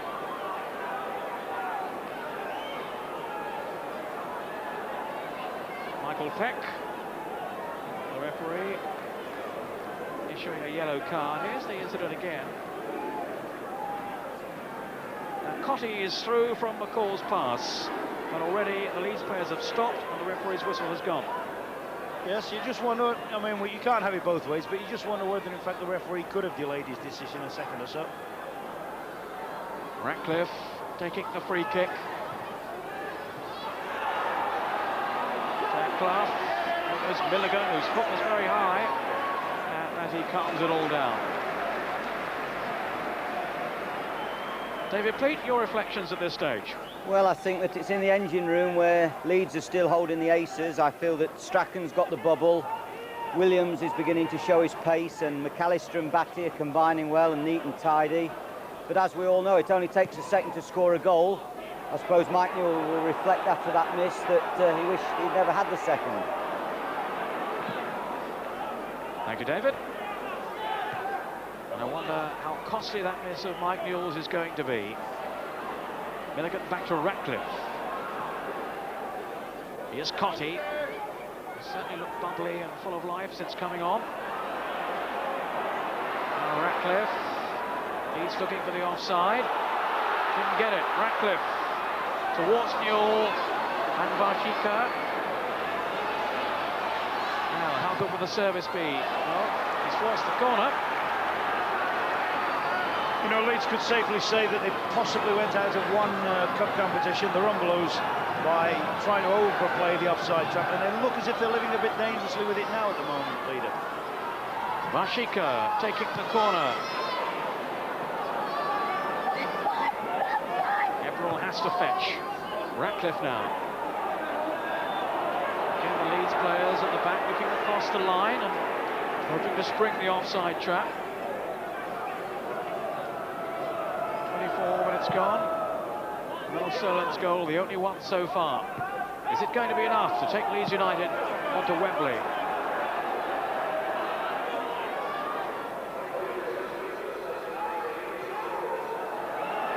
Varchika. Here's Keown. This time it's off Batty for the corner. Strong spell here from Everton. Leeds having to backpedal, but always with the threat that they might just spring a counter-attack themselves and finish Everton off. McCall this time with the corner. Came off Keown. Newell into Milligan. Back in towards Dave Watson. Now Nevin. Milligan. Didn't know where to go. Ratcliffe.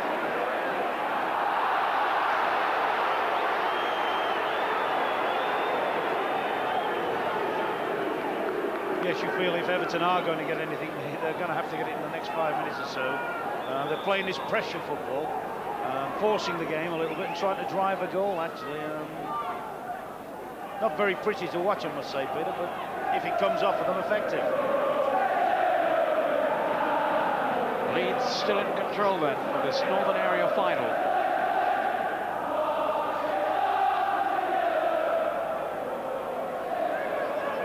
Howard Wilkinson was none too pleased with the goals his team gave away in the first leg. They've tightened up tonight, although certainly Mike Newell should have scored, no question, when he did break through to unhinge that Leeds onside trap.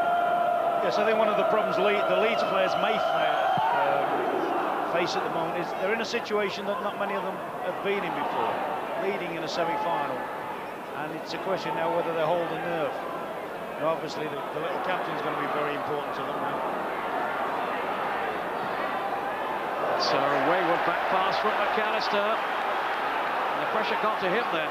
Yes, that's just the sort of thing I'm on about now. Carelessness, not taking care, lack of composure.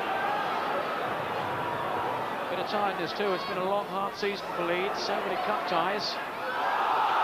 It's a scramble.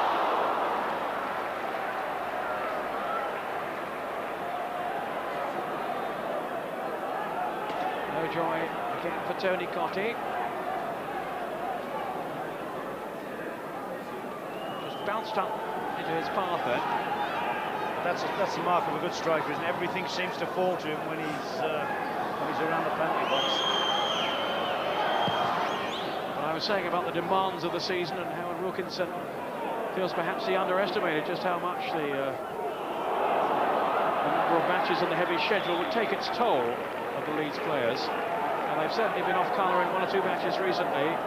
Very poor display in the defeat at Southampton. Didn't really get into it at Arsenal either at the weekend. Certainly there doesn't seem any evidence of physical tiredness. They're still running strong, they're still battling and scrapping. It's just that little mental block that says, hang on, we're nearly there, shall we hang on to what we've got? I think they've raised it tonight, Ron, haven't they? It's so close now. Yes. Free kick to Everton. Anguished look on the face of Pat Nevin.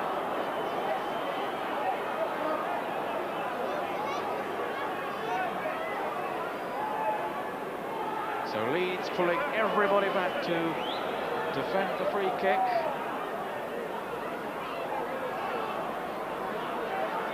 McCall will take it towards Ratcliffe. Newell! And it's out! Cottee! He's done it again. The man who scored in every round is on the spot once more. The substitution has paid off. Tony Cottee makes it 1-1. Yes, it's an Everton play. Put the ball into the mixer. Forced down by Watson. Turned around by Newell. He's a bit unlucky, doesn't quite make it. There he is, quick as lightning, flashes in. Cottee. Not great goals, but all from 3 or 4 yards out. That's a great striker that scores it from short range. And suddenly there's a new complexion on this final now. Tony Cottee once more, his 17th of the season, and his 7th now in this Zenith Cup. And what a crucial one it could be.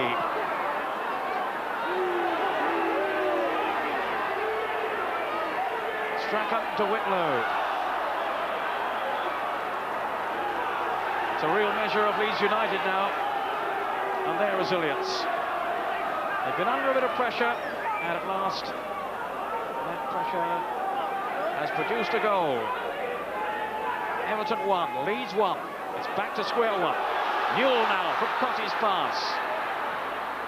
Nevin arriving in the middle. Newell again. Whitlow.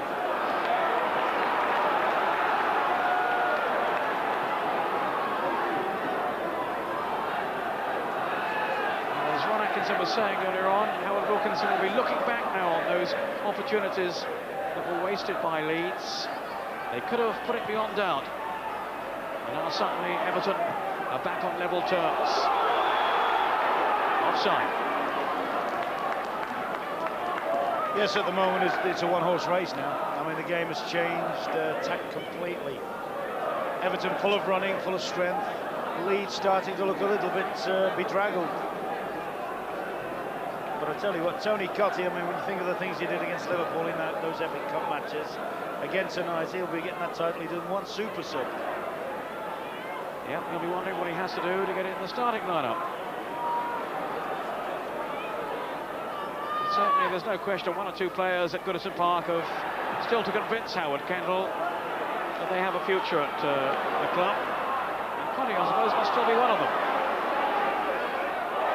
Keown. Lovely piece of play. Newell. Not quite sure what he was thinking of there. And relief for Howard Kendall and Howard Wilkinson. Well, you're wondering what might have been for those chances that went begging. From Strachan and from Williams in particular. Varshika. Haven't seen quite so much of him in the second half. But he has a chance to show his lightning speed now. And the ball's out of play.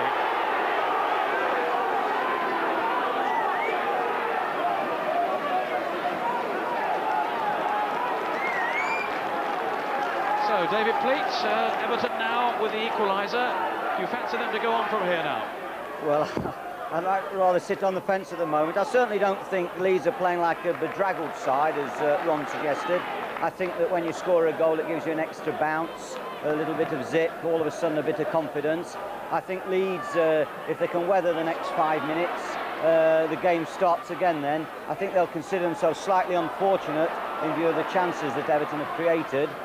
A little bit unfortunate that Everton are back in the game, but all to play for, and I'm sure it's going to be a fascinating extra time if it goes to it. Hold on to your seats. It's a rip-roaring cup tie now. That's David if he wants to back Leeds now. David Ron saying, are you backing Leeds now?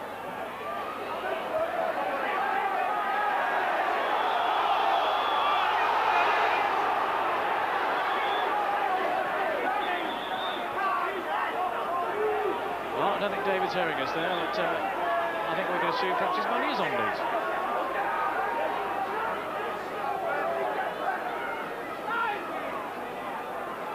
Whitlow with the free kick for Leeds.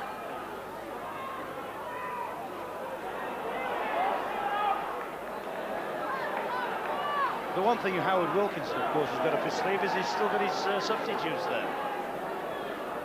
And he's still got young speed. He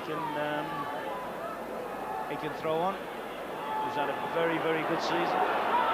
And also Bobby Davison, who's come back after a long-term injury. Yes, I think I shouldn't be surprised to see certainly Davison on a bit as a straight swap for maybe Carl Schott. Cottee, good strike. Oh, what a difference he has made to Everton. Oh yeah, he is a difference, you're right, he's electric. Whether it's a thing to his manager, I'll show you, Howard. But he's running free, he's full of confidence, he's anticipating. Lovely anticipated run, and there's a super volley. I must admit, when he struck it, I thought Lukic was a little bit relaxed about it. I thought it might have been a bit closer than the keeper thought. Tony Cottee playing with so much zest. And, well, perhaps he's out to prove a point to Howard Kendall and say, you should have started with me. He's out there now, and Everton have equalised through Cottee. This Northern Area final of the ZF Cup. The winners to go on to play Crystal Palace in the final. Well, David Pleat, who's hearing us now, I gather, Ron was wondering whether your money was now on Leeds United then. Well, we can't get 100 to 30 anymore, Peter, but if Ron wants to give me 3 to 1 at this stage, which is more considerate odds than maybe they deserve, I'll still have a little bet with Ron. I think that... Go on, Leeds... I'll give you 3 to 1 then, Pleaty. All right, we'll take it. Matt Lorenzo will take it with me. We'll share the money. You still owe me money from the '66 World Cup final, David. Well, in the meantime, there's an injury here for Milligan. And also for Whitlow. Mike Whitlow, who's still battling display for Leeds. He's in that problem #3 spot for Leeds. They've had so many injuries to players who've played in that position. Well, here's some facts and figures from past Everton matches. 87 played, 25 wins for Everton, 21 draws, 41 wins for Leeds, so they've had the upper hand. If I'd have seen that 2 minutes ago, I wouldn't have put the bet on it.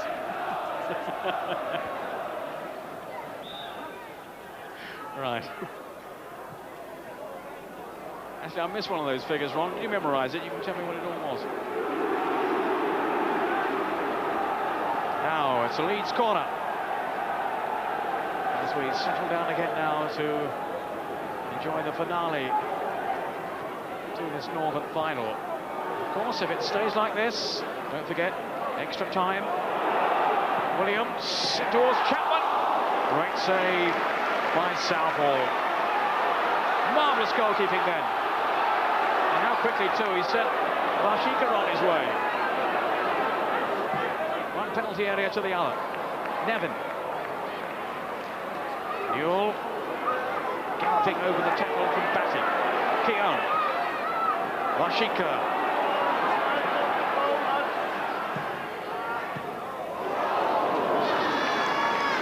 There's an ooh and a gasp around Goodison Park.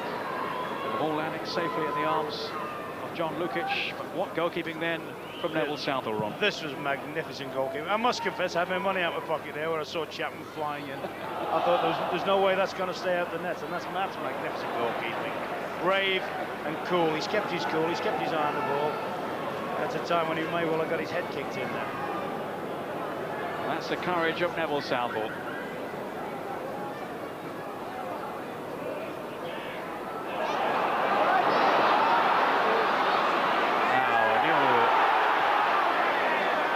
Had a bit of space for a moment. Closed down now by Whitlow, and here's Strachan.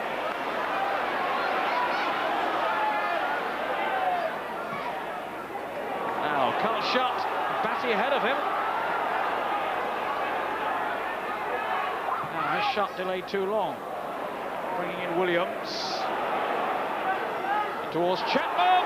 Oh, Southall again. Fantastic save by Southall. Although Ron Atkinson shaking his head there in disbelief, Ron. I didn't think that was ever in doubt. I thought Southall was always going to make a miraculous save.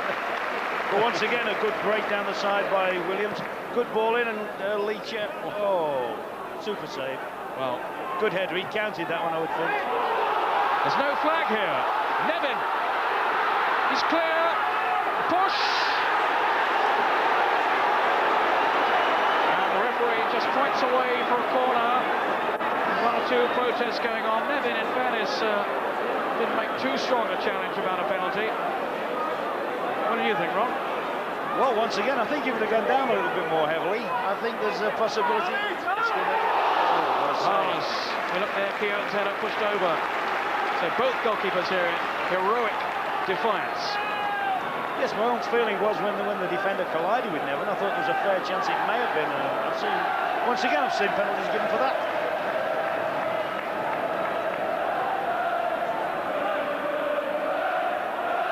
Now McCall with the corner. Away by Sterling. Strachan chasing. Kept it in so well then. Handled by Vashika. You can't do that, old chap. And he's going to be booked by that. It'll be his first caution in English football. I don't suppose Michael Peck speaks Polish, but he won't need to.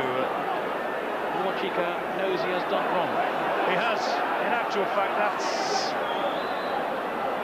that would actually, there was 2 men over here completely unmarked on the Leeds side, and he actually prevented a very, very good opportunity.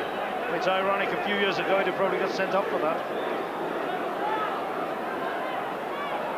So, a booking for Vashika. Southall, not such a clean save this time. Strachan.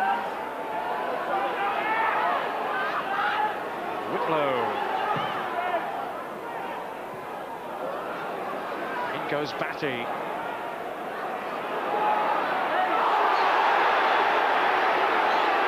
Well, the referee has to separate Milligan and Batty. few old good flare-ups when they used to play against each other in the Oldham Leeds, almost a derby match.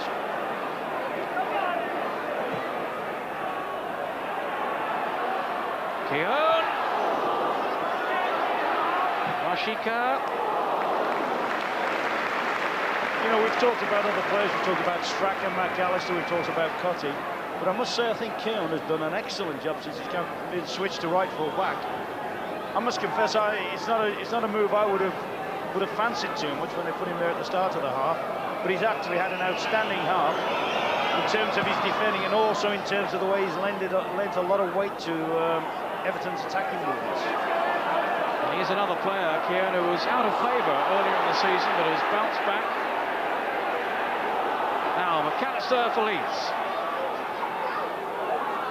Here's Whitlow.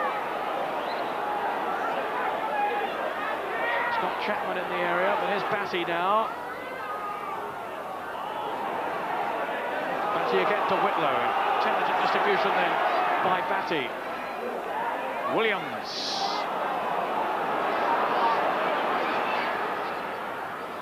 Kevin. Emerald.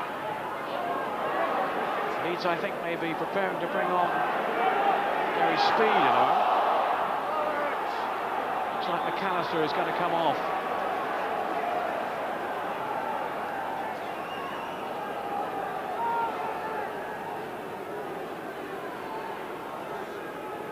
In the meantime, before the substitution can be made, there's Gary Speed. Leeds have a free kick. Taken by Sterling. Now Chapman in for shot. And Watson had to hoist it away.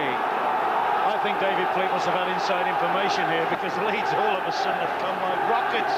I mean, I thought they looked well down and out, and all of a sudden now they've had three great situations to score from. Strachan's corner. White. Fairclough. How much money is riding on this bet anyway? Oh, not a lot. David said not a lot. Especially, you watch him. McCall to Keown. Now Vashika. Little Nevin climbing high. Cotty darting around the penalty area. Down he goes. Referee says no way, no penalty. Strachan tumbled over, and the referee waves play on. Milligan, Rashika. Nevin's in a lot of room at the far post. Rashika tries something else. Yes. They must have right big goals in Poland, I would think. He's done all right, though, in his home debut. He's done very, very well, because it's been a very fierce game with not too much time and space, and he's adapted very, very well. I think Howard Kendall's hope is that he'll develop into another Trevor Stephen, and who, of course, was such a force here at Goodison Park before moving on to Scotland with Rangers. Rashika now. Milligan.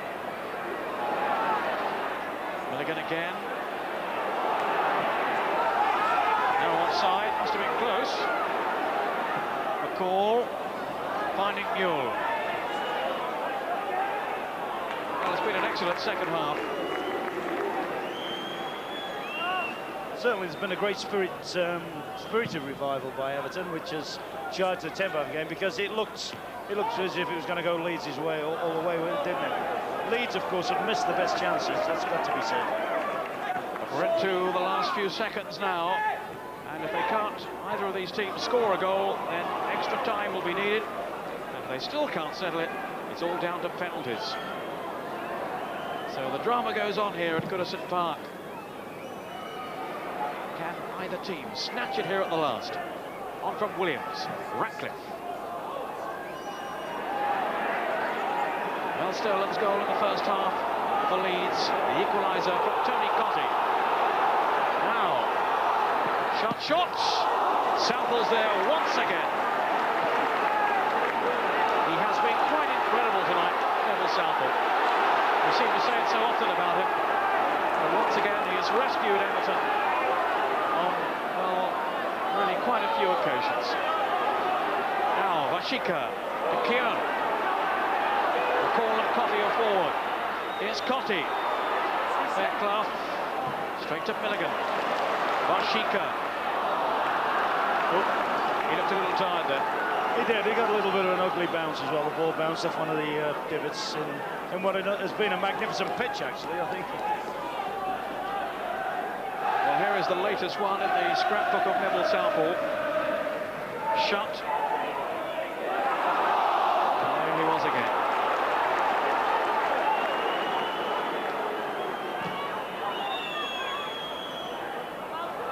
McAllister. Last chance perhaps for Leeds now. Williams. Batty down the middle. And Chapman there. Off goes Shut, pursued by Keogh. He's got Strachan in support. Whitlow. Southall once more, body right behind him. Well, that's it. The 90 minutes are up. Tony Cottee, a beaming smile. His goal has taken this match into extra time after Mel Sterland had scored just before the midway point in the first half.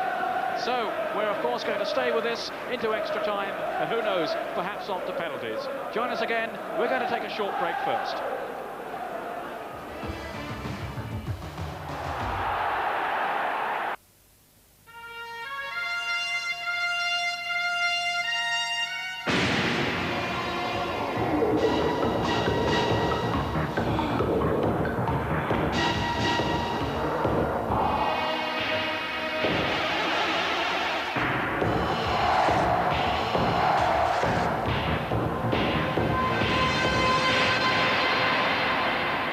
Now you know what an oil has to go through. Why chance anything less? I really am impressed by these new sections in this Radio Times. Nature, drama, comedy. In fact, they've got more special sections than you've got brain cells. What, 8? Blimey, that's a lot, isn't it? Radio Times. If it's on, it's in.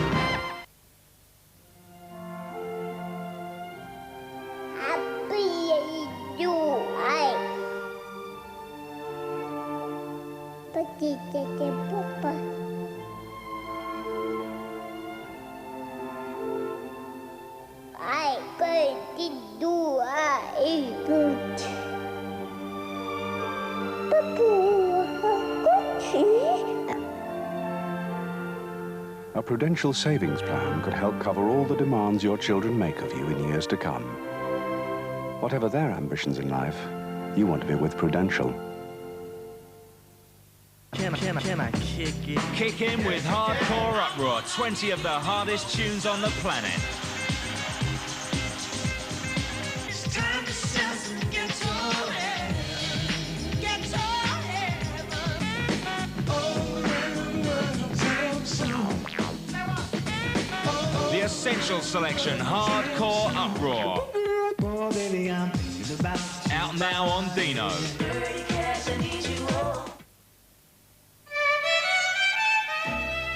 Poor Michelle. She has caught the cold of Claude. She smells nothing. She has the bunged-up nose, and she's out of tunes. Tunes release menthol vapors that flow through the sinuses to clear the head, helping the breathing more easily. Yes, Michelle is out of tunes. Claude, as we can see, is not. Mentholated tunes help you breathe more easily. Welcome back to Goodison Park. They just kicked off here then in extra time in this Northern Area final. Everton won, Leeds won. It was 3-3 at Ellen Road, and still everything to play for here. Everton once again attacking the goal to our right, where of course Tony Conte scored that equaliser. So I wonder which team now will prove the stronger in this extra 30 minutes. Great excitement here. Sterling.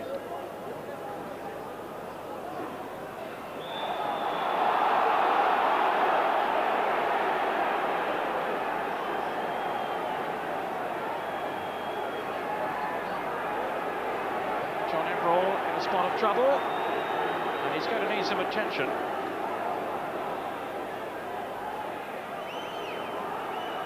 Caught in the face then. Yes, those knocks probably get a little bit harder at this stage of the game, but he's got a soldier on. Howard Kendall has used his substitute, so Ebrel or anybody they like now is going to have to soldier on. It's arguably now the most important half an hour for both teams this season.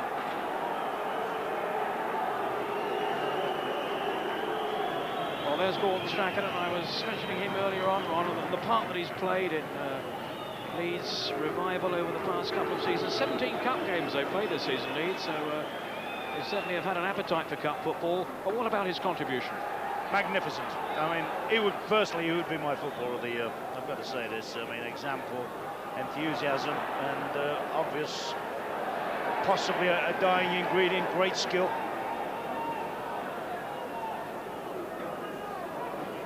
Gary Speed, we saw warming up earlier on for Leeds, but he hasn't come on as yet.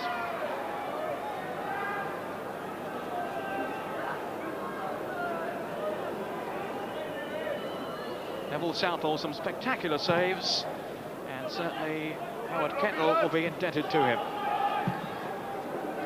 There we are, they've played 13 games this season, Everton, so they've had their fair share of cup excitement too. They nearly had a little bit more then, because I'm not sure Dave Watson saw Carl shot when he made that back pass. White lost his footing. Now McCall, off goes Conte. Found a little bit of space for himself. Nevin takes over. Always looking to commit defenders, Pat Nevin. I think McCall got a bad bounce then too, in fairness. He did actually, because they'd set up a nice little combination, a nice little passing combination. Here's McCall, always at the heart of the action. And that'll be a free kick to Leeds United, who protest, but they have the ball anyway. And I think referee Peck then was a bit worried it might all have got out of hand. It was all a bit scrappy in there, so he brought it all to a halt.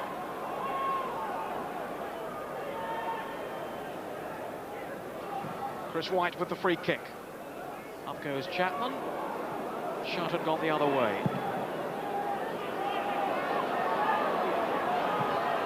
Mike Mule. Strachan put in ahead of Mashika. Now Whitlow.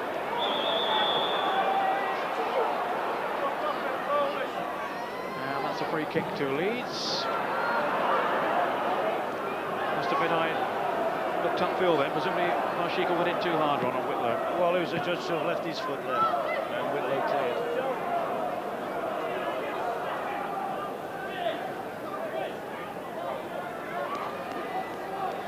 And White leaving the free kick then for John Lukic. Fans here of all shapes and sizes and all ages. And no question where he wants the ball to go.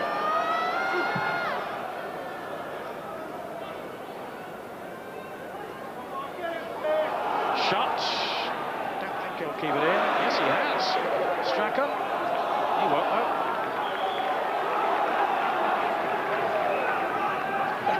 Well, he really enjoys his football, Gordon Strachan.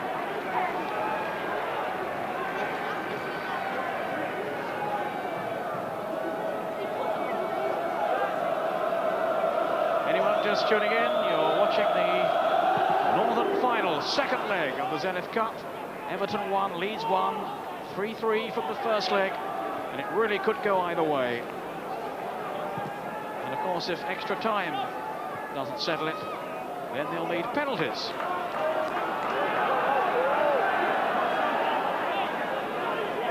course, you'll miss none of the action. So stay with us, and viewers expecting to see another programme, Hitchhiker, you'll have to wait for a later date. Now, Newell decides to go it alone. Chris White with the saving tackle.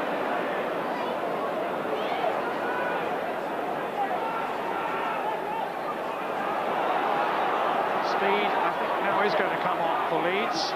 But in the meantime, this is Strachan. Southall, positive as ever. That's mine, he says. Now, Pat Nevin. That ball seemingly tied to his feet. Cotty. Flipped on by McCall, finds Milligan. Everton now capped around the Leeds goal. Rashika. Oh, too long for Nevin. Williams striding away. We saw some electric bursts of speed from him earlier on in this game. There's one now from Shot. Southall committed. That wasn't a bad tackle, was it? That was brilliant. I was looking at that and I thought, what's the odds on him bringing him down here? And he timed that to perfection. The big fella did brilliant then. Well, I think Ratcliffe or Keown or any of the other Everton defenders would have been proud of that interception. So there we are. Here's the substitution being made by Leeds. Gary McAllister getting a warm reception from the Leeds fans. And Gary Speed, the young man who's made enormous strides for Leeds United this season, coming on in extra time. So I wonder if he's going to be a straight 1-for-1, a straight and play in the old inside left position. He is naturally left-sided, likes the fourth position, wide on the wing. Just wonder whether Strachan or even Williams may go in there. Sterland. Williams, who's been very impressive for Leeds. Whitlow. Tough, resolute defender. Down towards Shot with Watson.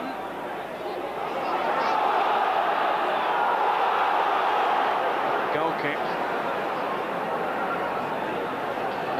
Well, the face of Carl Shot will tell you he didn't agree with that. The referee's a lot closer than I am. And there's Shot. Jostling with Everett.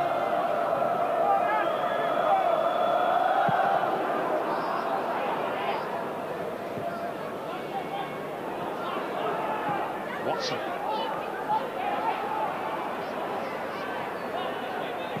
McCall, goes Vashika. Well, he covered ground very, very quickly then.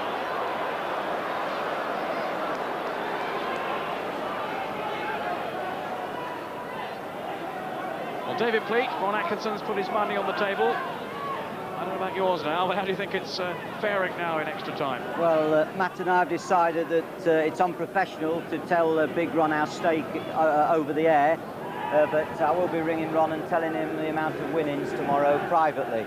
But I really think the last 25 minutes of this game has been really riveting. Splendid game. I think that the introduction of speed from McAllister might give him a bit of pace and zip through the middle of the field. I think Leeds have come back into this game with tremendous resolution. My money would still be on Leeds winning this game, and we shall just have to see. It might be a mistake because I think there'll be a lot of tiring legs now. Thank you, David. Here's Strachan with the corner. Chapman was lurking on that near post. Such a threat in the air, Lee Chapman. Big, brave, courageous striker. Strachan once more. Again in towards Chapman. Southall this time. Claims it.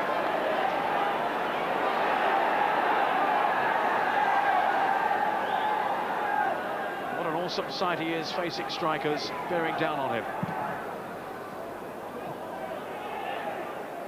Well-timed header by Sterling. Shot now. He's posed a lot of menace up front, Carl Shot. Sterling. Batty's run. Keown. And Neville just plucked it out of the air as if to say, come on. Oh, he really panicked then, didn't he, Big Southall? Really panicked.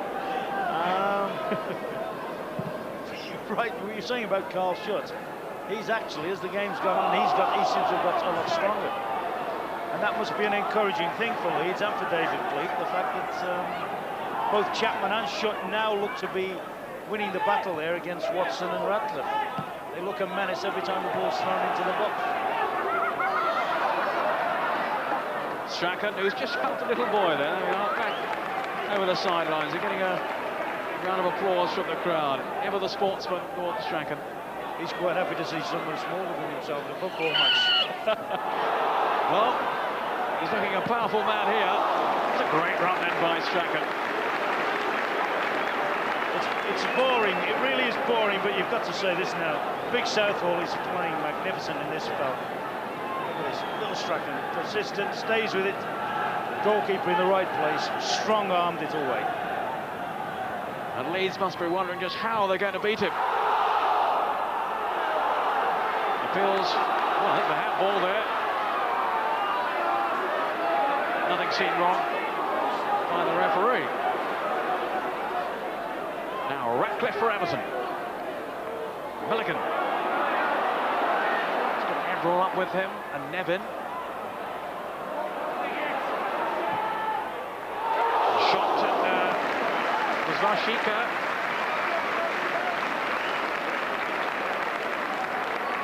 Well, he's had a very heartening home debut. Drifting wide of defenders, and the shot not too far away either. Oh, good effort, good effort. Interesting to see now that he's gone out on the left flank and Nevin switched across him. I wonder whether that's just something that's happened in the course of the game or whether they're going to stay like that now for extra time.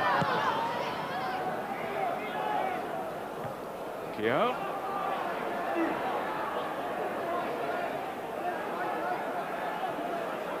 Newell, in goes McCall.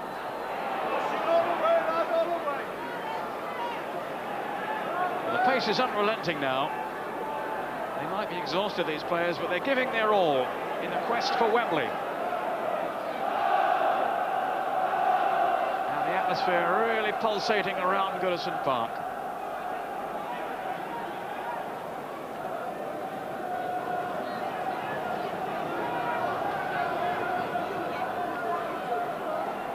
The first thing I shall do after the game, Ron, is to tell Gordon Strachan what you said about him.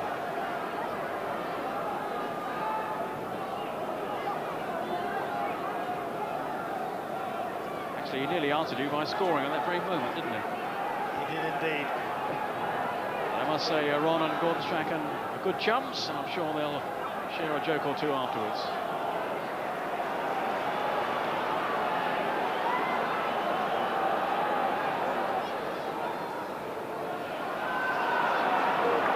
Throw, they're making progress anyway down that left side. Newell. Milligan. Now Ratcliffe, Everton's commander-in-chief.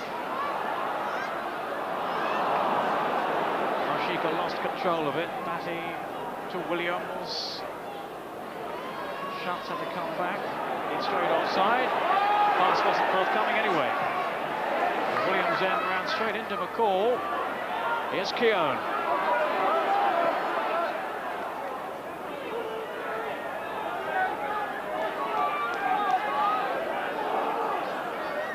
McCall.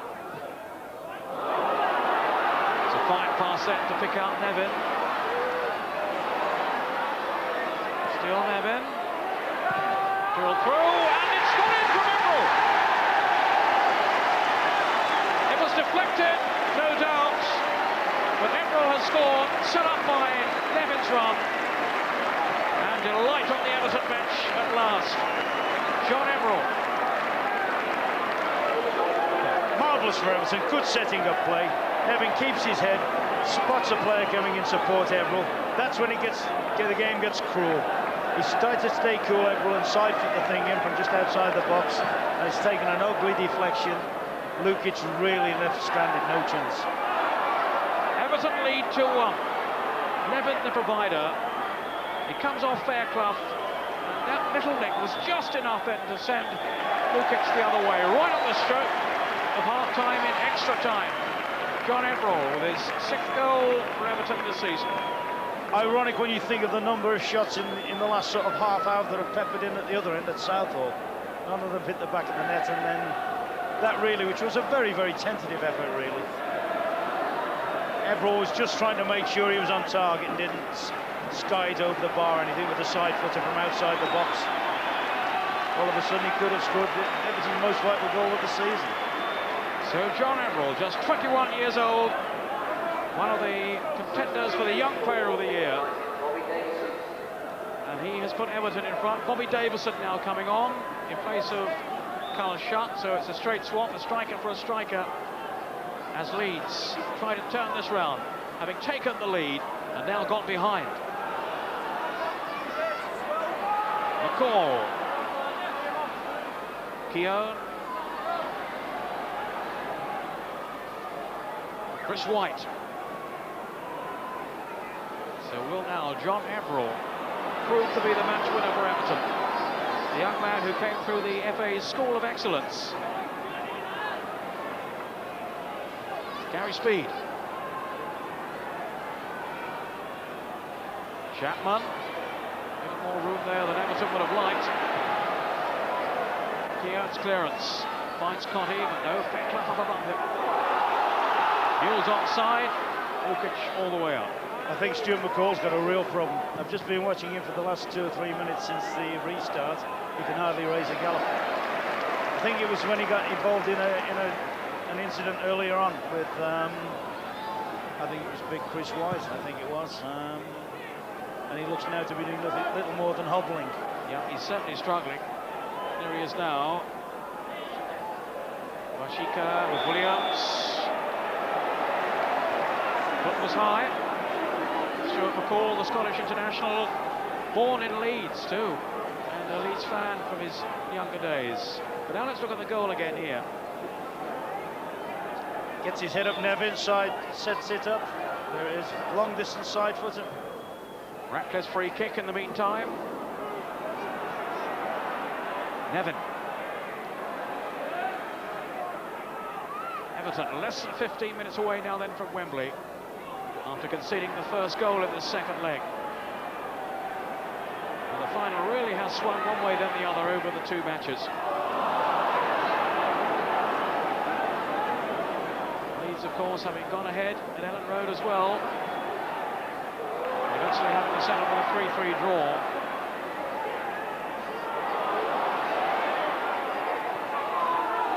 Could be a chance here for a second one. Oh, screwed wide. Milligan really then should have won it. He scored in the last 2 games. Yes, a beautiful play here from little Milligan. Keeper's just about done enough, Lukic, to put him off.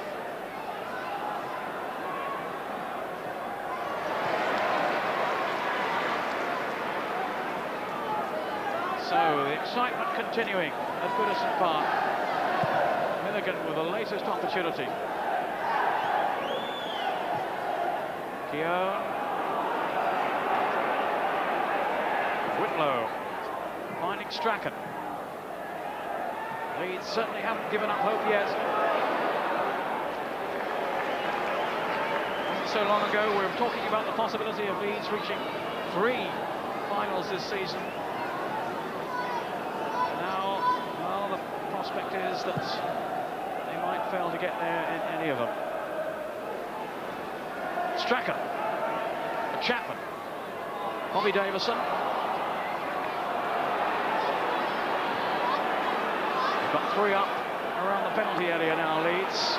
More arriving too. Strachan towards Speed.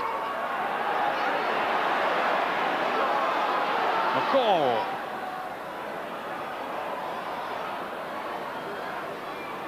McCall once more. It's good play then by Everton. And then Sterland in ahead of Vashika.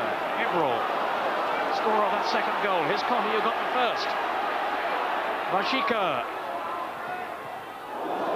And away off Fairclough for the corner. Well, it's a gripping Northern final. 2-1 Everton lead.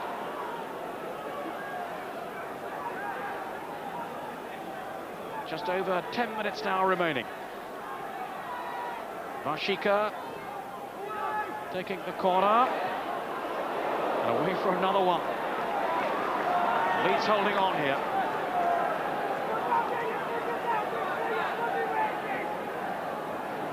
Everton trots over to take it.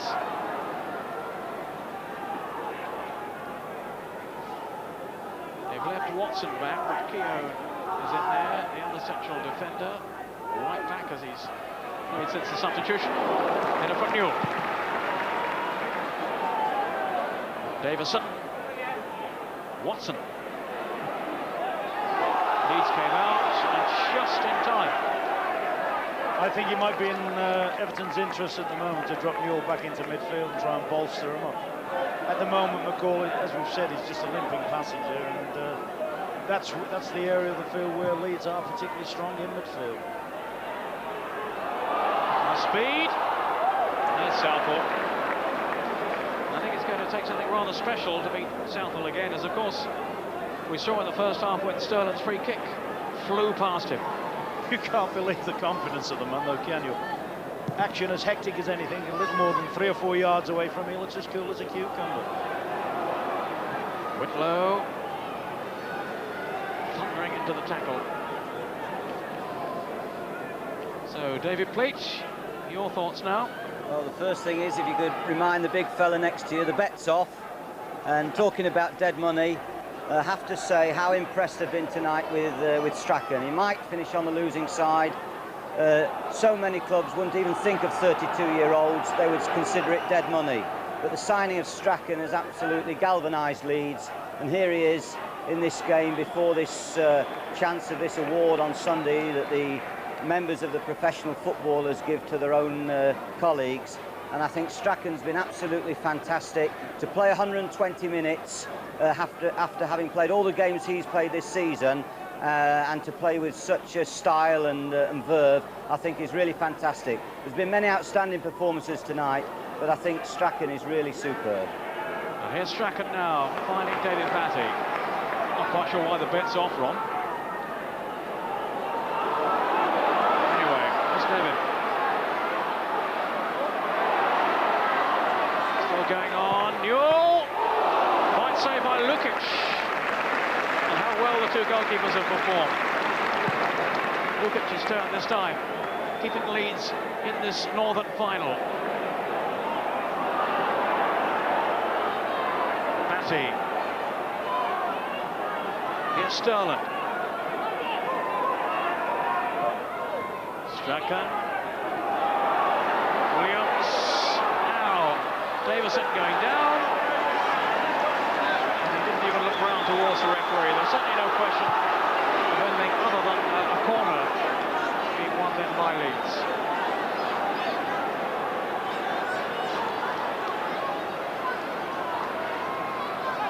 So, are we going to see more heroics from Southall? Strachan with the corner.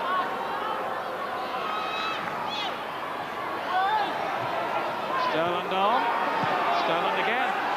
Chris White. Well blocked though by Ratcliffe. It's Leeds' turn now to turn on the screw. Chapman's in there, and White and Fairclough's come up too. And Gary Speed, the substitute, who's shown his prominence in the air this season. Southall. Tucked away by Vashika. Only Whitlow in his own half, apart from Lukic. Sterling. Well, he scored once. Not this time.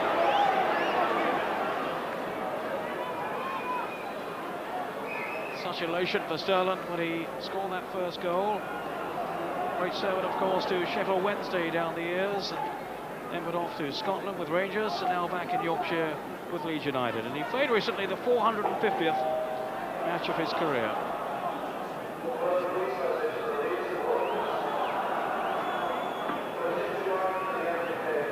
John Emerald hoping to win that Young Player of the Year award, but I think Lee Sharp will be very much in contention as well. Your thoughts on that, Ron? One or two others in the poll? Yes, I wouldn't disagree with either of those as a choice. They both had exceptionally good seasons. I think if we get back to this tonight, I think there's a lot more playing to be done here. In fact, I was going to suggest if David wants to give me a shade of odds, I might just go for Leeds. Oh dear. No, Leeds actually do in fact look stronger at the moment. Whether they've got more desire, and whether, I say desire, Everton are sort of hanging on, they're depleting through McCall being injured, but they do look a little bit more tired now than Leeds do. I do wish you two will make your minds up. Batty now. The fight isn't over yet by any means.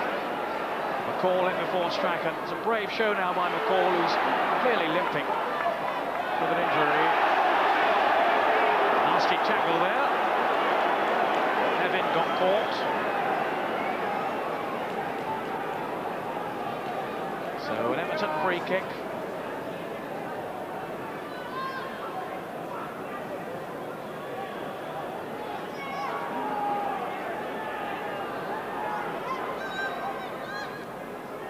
McCall. Fiona stayed up. This is Everall. Newell. Nevin. Connie's in the penalty area. Keown. Watson in strongly. Williams now for Leeds. Run straight into Milligan. Keown. Cotty. He's onside. Surely Connie's going to finish it off now. He will do. That's the third for Everton. 2 for Tony Cotty. And a rapturous reception from the Evertonians.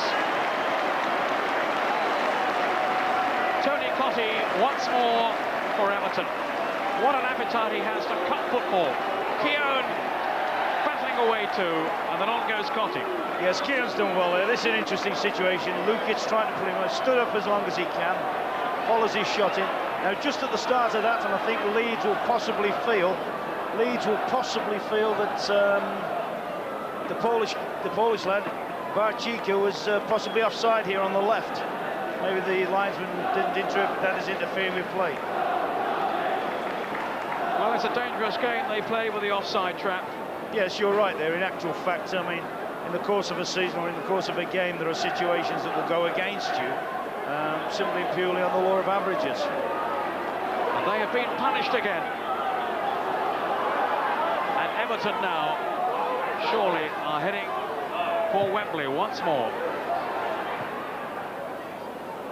Finalists of this competition in '89, when they lost to Nottingham Forest. 2 goals for Tony Cotty. 18 now this season. 8 in this competition. Here's Cotty again. The hero for Everton, along, of course, with Neville Southall. With some truly astonishing saves, but here's Nevin. Just over 2 minutes left in extra time.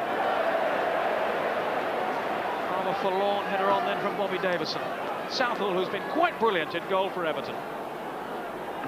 Yes, I must say this is as good as I've seen the big fella play for a long time. He's looked, you know, he has this reputation as being one of the best, if not the best. And it's coincided really with the return to Goodison Park of Howard Kendall. He's brought the best out of Neville Southall again, calmed him down a bit, I think. And I'm sure reminded him what an outstanding goalkeeper he is. Well, he'll be feeling mighty relieved now, Howard Kendall. And in contrast, Howard Wilkinson, it's all gone sour for him.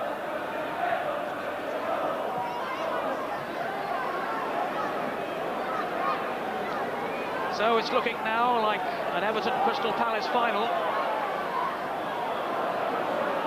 Unless Leeds can produce something out of the ordinary here in the last minute of this second leg of the Northern final. And a few despondent faces out there for Leeds. They've toiled away. It's looking now as if it's going to be in vain. But there's Fairclough. Yes, that's unlucky. That might be their last throw of the dice, actually. Fairclough, who has been shoved up, you know, all hands against the puck now, been shoved up into a centre-forward position. And of course, we'll be showing that final at Wembley live on Sky 1. Make a note of the dates in your diary. 2:30 p.m. Sunday the 7th of April. Crystal Palace against, well, surely now Everton. Just a few seconds to go. Whistles from the Everton supporters. We saw their team struggling earlier on in this game. Leeds going ahead, but they've come back with such style and so much passion too to transform the Northern final. 3-3 at Ellen Road. 3-1 Everton lead at Goodison Park.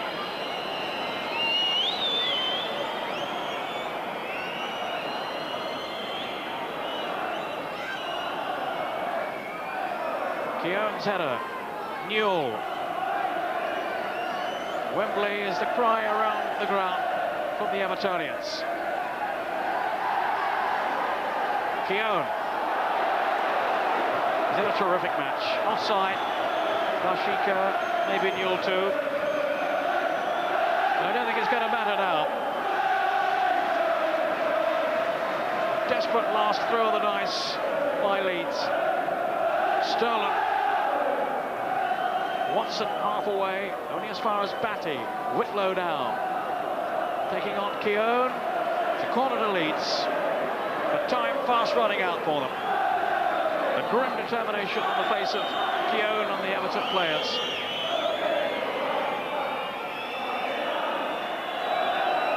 McCall, another limping hero.